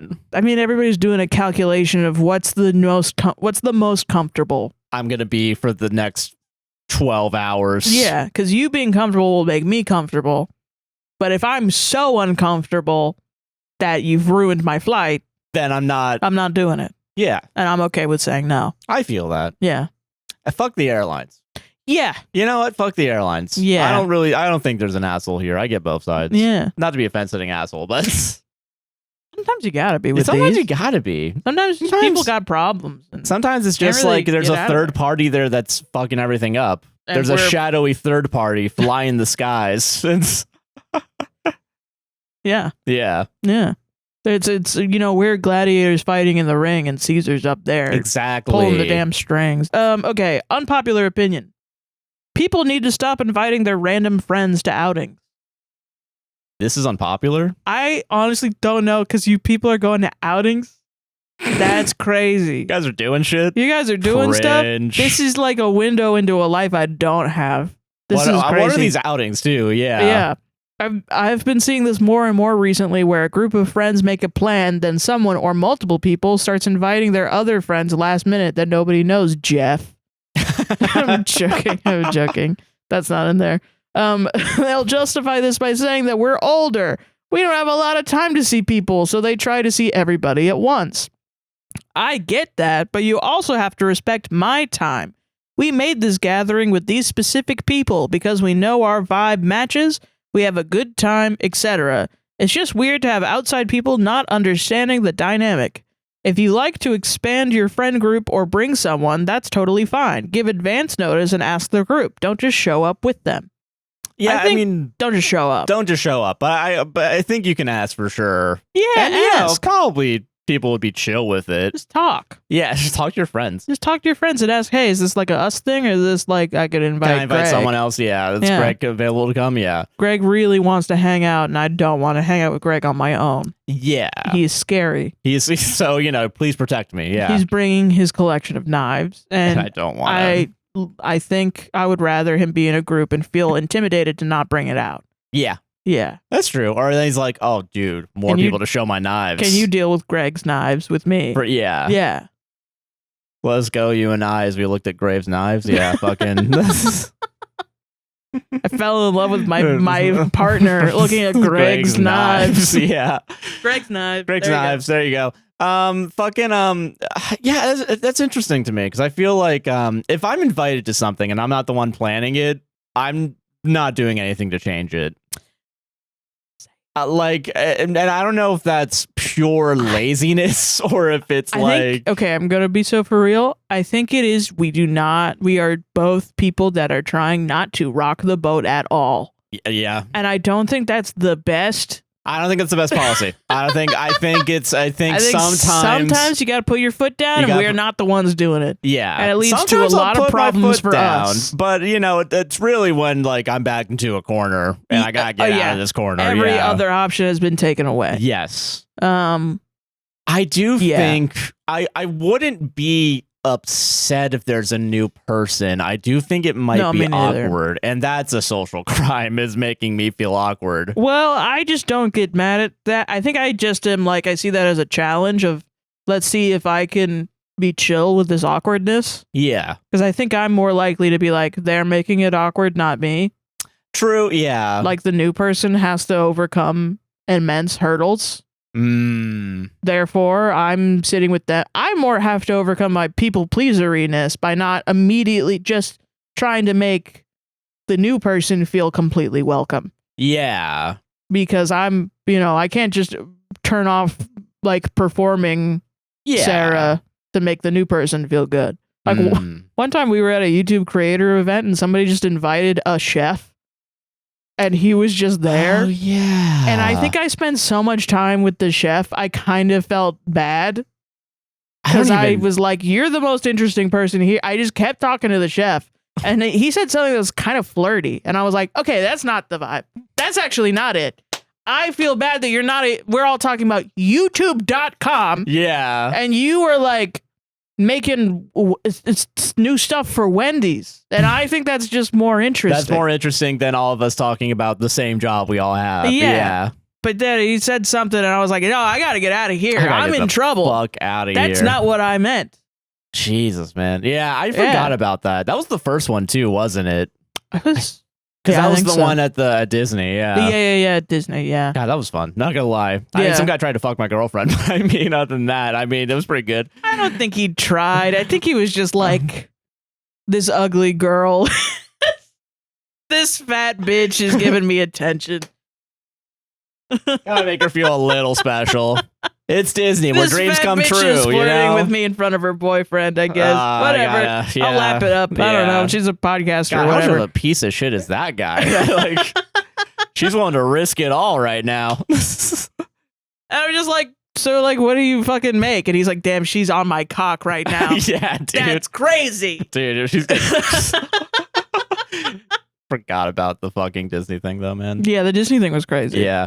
Anyway, what was the original point? I don't remember, but we solved it, whatever it was. I think we solved it. Whatever. Yeah. It's the end of the show. It's the end of the show. We all know the wheels come off. It's not done. I got one more. One more. I got one more. One day more. One day more. One story more. Am I the asshole? Friend mad at where I sat for lunch. I don't know why. That got you? I don't know. It's late. It's really late. I decided to sit backwards style and as if I were a teacher. I hit myself with the new mic. Man. Ow. It's so metal. It's so metal, dude. It's not plastic anymore. You can't just be knocking into it wheelie fucking nilly, Sarah. I don't know why. This is real fucking life now, Sarah.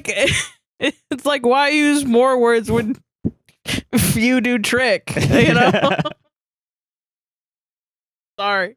It is economical. It is economical. It's an economical Friend title. mad at where I sat for lunch. Yeah, you're so right. I, 44 female, went 44. You're in this position. Great. You get ready. And you're still in high school. I, 44 female, met 4 friends for lunch this afternoon. They got there about 2 minutes before me and got a table that sat 8 people, 3 on each side and 2 at the head. When I arrived, they were sitting 2 on each side at one end of the table. My friend, 46 female, got up when I arrived to go out to her car for something. Oh. So I took the seat at the head of the table next to her. Okay. The 5 of us had dined at the restaurant 2 days ago, and it was a table for 4, and they added another chair, so I sat at the head. This was exactly how we were sitting today. When my friend returned, she looks at where I was sitting, said there was no space for her legs, and picked up her bag and moved to the opposite end of the table, away from us. I immediately said, I don't know why I'm laughing. I'm sorry, everyone. Fuck. It's dumb as shit. I can't fuck up this TikTok. It's too good. It's too fucking good, dude. When my friend returns, she looks at where I was sitting, said there was no space for her legs, and picked up her bag and moved to the opposite end of the table, away from us. Yeah. I immediately said, come back, I'll move. This wasn't a big deal to me. Damn. Our other friend also volunteered to move closer to me so she could be closer to the group, and she said no. She then proceeded... No! I like being miserable. Fuck you! I think I'm kind of happy here, actually. Just, okay. I said that too loud. It would be because she's far away. No! Like, I don't wanna. I'm over here. Okay.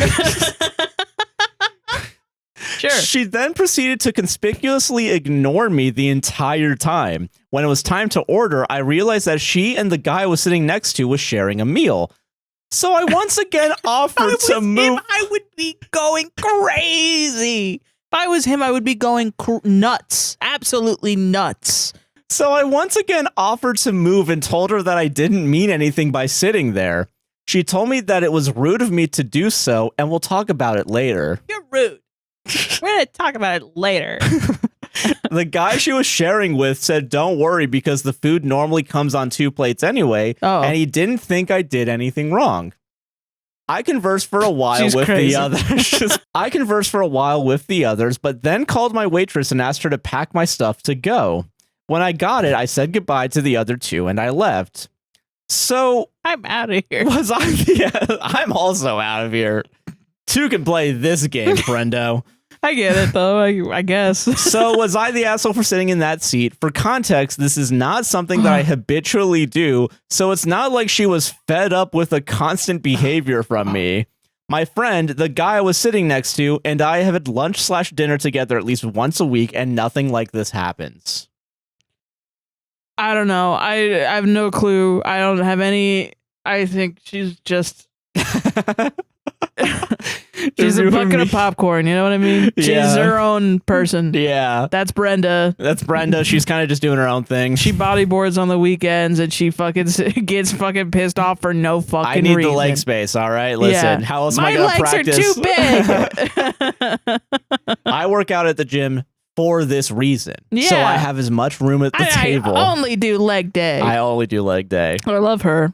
But I also I'm also like, I would not be friends with her. Person she is. Holy crap! But also, I'm leaving. Why? Like, you fucking table mugged her, and then you gave up. You gave up on your table mugging. She moved into her own cuck chair, actually. Yeah, like, she didn't even do anything. She's petty maxing your table mugging. And you didn't even complete the table mug. You got up. You were like, and she petty won. Yeah. She won the pettiness. You could have just stayed there and been like, what's up with her? I don't know. Because you were in the right. Yeah. Absolutely. And you're still in the right. Not the asshole, but like. No, yeah. Not the asshole. She's acting all weird. Especially when you did the exact same seating arrangement as you did a week ago or what? It's like 2 days ago. That's so neurodivergent. Like, this is okay, right? I did this thing, and now I did it again. What's wrong with it now? And now it's like, there's so much space at the table. Why are you taking up fucking my room, please? Get out. I think it's totally fine. Anybody can sit at the damn head of the table who gives a shit. Yeah. I think it is a little funny to be like, my friends. Every time. Every single time I go to the head of the table. Yeah, at the head of the table, I always do feel like this is tonight one of you will betray me. Yeah. Like, I don't know why I feel that way. Meanwhile, when I'm at the table, I'm like, yeah, you all sit in your fucking spot. Yeah, I'm the fucking king. I'm the fucking king. I'm the fucking king. Also, doing that and then being like, get back here is so good. I think you Jester. Brenda the Jester, you get your ass over here. You are not relieved from your position, Brenda. Are we not all acquaintances? I will bring 2 plates out so you can still date with your significant other that you so deem to be with. I am not yet entertained, I'm Brenda. not yet entertained. I'm trying to do the like New York City. Yeah. I don't know what's up with I don't know what's up with Brenda. Arrangements, man. Brenda, what's going on? They're real shit, man. There's real shit going on, and I always get them wrong. Do you get them wrong also? What do you mean get them wrong? Like if you're like okay. Brenda's, like have you met a Brenda and you're like OP. Like you got them wrong. You chose the wrong one. Oh, I always get them wrong. I don't know what it is. Wrong what? Sorry, like seat or like wrong. I choose the wrong seat. Sometimes I feel like it, but I don't know why. I don't know. Especially in places where it's like a cafeteria. Yeah, it's hard for me to choose. It did. What is it? I reminded of this because Don Hertzfeld's stuff is on Stiff is on drop drip out. Yeah. Don Hertzfeld's stuff is on Dropout now. Stiffy's dripping out. Yeah, Stiffy's dripping out because he's so good. And he's so good. I went to the Enzian, which is an Orlando like theater to watch It's Such a Beautiful Day and also his short Me because it like just came out and I was like, oh, I like this. I'm gonna buy a ticket to it. Mm-hmm. I did go by myself because I believe you didn't want to go to it. For whatever reason it was. Yeah. I might have been tired or I didn't want to get COVID or something. Possibly, yeah. And this was still around COVID, like I was still masked or whatever. Yeah. I did sit at a table with like another seat at it. Oh yeah. And as more people came in, I was thinking, because there wasn't seating arrangements, but I was thinking to myself, oh, fuck, should I move to another? Because I know no one's sitting next to me. Yeah. And I was just like, maybe people will just think I got stood up. Sick. And they'll be okay. Sick. They'll be okay with me just having this table. Honestly, that shit's awesome. So I just sat there the entire time and I looked around like there's not a lot of seating here. Do you think this is a lot of people for Don Hertzfeld? I didn't realize there were this many fucking annoying people in Orlando, myself included. That's a video the Try Guys should do. Is go to a restaurant and pretend you got stood up. Yeah. And see if they give you any free shit. And you know what, too? This is how I know I'm a bad person. Like look at your phone a lot. Know what I mean? Order flowers to your table. Yeah, well, this is how I know I'm a bad person, where I'm like, I know I look sad enough on a day-to-day basis that no one's going to come up to me. No, and but that's awesome. Sick. That's awesome, dude. That's awesome as fuck. I've manipulated my way into looking at an empty chair and a movie for an entire night. I mean, that's something where like I feel like I am too approachable. Where I get approached by crazy people. Meanwhile, I'm always like, if I'm at a table, I'm just like, I don't want to fucking be here. Well, something's wrong. Yeah. I'm just head in hand, like, yeah, you know, yeah. And it's like I'm not thinking about like relationships. It's like stock market's crashing. This is fucking pissing me off. No, I get it. Fucked SpaceX ass fucking. SpaceX. I thought you said pay sex. Paper sex. Okay. What the Escort fuck are you didn't doing show out up. in public? I need a refund. I need a refund. I don't know. It's to the point where I wanted to get gauges because I was like, I need to look more like I've put my body through pain, and will and so put it's like, your don't body fuck with me. through pain. Because stop fucking talking to me, crazy Floridian. But honestly, in public, I think because I am a crazy Floridian, they're like, please, I hope to God that guy doesn't talk to me. I hope they're staying away from me. Scare him off. And it probably didn't help. I'm willing to bet I was either wearing the green jacket or the green flannel, both of which do make me look crazy. So I think, because you stand out a lot. Yeah, you don't look. I mean, I'm used to it now. Yeah, but like, you know. You just like it. I think like it's fine. it. I don't think it makes you look crazy. I like that when you rewatch the Creator Clash video, Josh. you can clearly see me because everything else is blurry except for my outline on the jacket. Yeah, it's awesome. It's pretty sick. Have a reflective jacket, guys. It's fun. It's fun. It's fun to do that. Anyway, not the asshole. You said at the head of the table. No, and someone did betray you. So someone did betray you. You're Judas. Your own personal. Brenda's your own personal Judas. Yeah. This is a biblical Jesus, story. On personal Judas. Damn. They go hand in hand. Same diff. We made a lot of good characters today. I think we made a lot of great characters. Yeah. A lot of good sellable characters to sell the movies. To sell to the movies. To sell the movies. Yeah. And that's our show. Sarah, what do you want to plug today? You can follow me on Tumblr at ThatSoHeron, ThatSoHeron, and also on Instagram and Blue Sky. Those same ThatSoHeron. I'm Joshua Chinland on most things. A guy nicknamed JC on Twitch. I am taking a week off from streaming. Yeah. At the very least today when the podcast comes out. Maybe Friday too. He needed. We almost took the podcast off, but then I was like, I think it's just streaming. I think, yeah. I'm a little burnt out, so I'm going to take the day off. Josh puts himself out a lot. Stop looking at me. And he can never stop. Yeah. And sometimes I have to force him to stop. Yeah, so I'm stopping. I'm stopping for this week at least. Yeah. So that you can get you can some good rest. Yeah. Yeah. Rest up. Yeah, but I usually stream on twitch.tv, guy nicknamed JC. I'm also Joshua Chinland on most things. Yeah. Don't forget to like, comment, subscribe, hit the gosh darn bell, raise 5 stars on Apple and Spotify podcasts. A podcast will save this on Instagram. Please consider following. We're on the road to 10K. We're on the road to 10K. 10,000 followers in 10,000 days. Keep it up, guys. We're also on TikTok, APWSTR, YouTube, APWSTR Productions. A podcast will save this relationship on all podcasting platforms. Yeah. APWSTR on Buy Me Coffee and merch. Merch.com. Merch.com /us. Yeah. Patreon.com, APWSTR, buymecoffee.com /APWSTR. Merch is down in the description, as well as our mutual aid links. APWSTR Gaming. If you're mad that Josh isn't streaming and you're like, what the fuck? There's so much gaming content. Please go check out APWSTR Gaming. No new episodes this week, but we will come back next week. We do have some recorded in the can. Yeah. And they were really good. We're working on them. We're on like a little hiatus, but there's a whole bunch of shit that we got cooking. Yeah. So enjoy the rest of your day, and we'll see you in the next one. Bye-bye. Bye. I'm so hungry too, man. It's pizza time. It's fucking. You know what?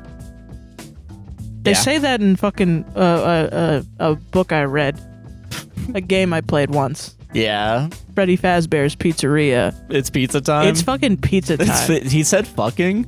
It's fucking pizza time. I didn't remember that. That's a crazy Easter egg. It's like.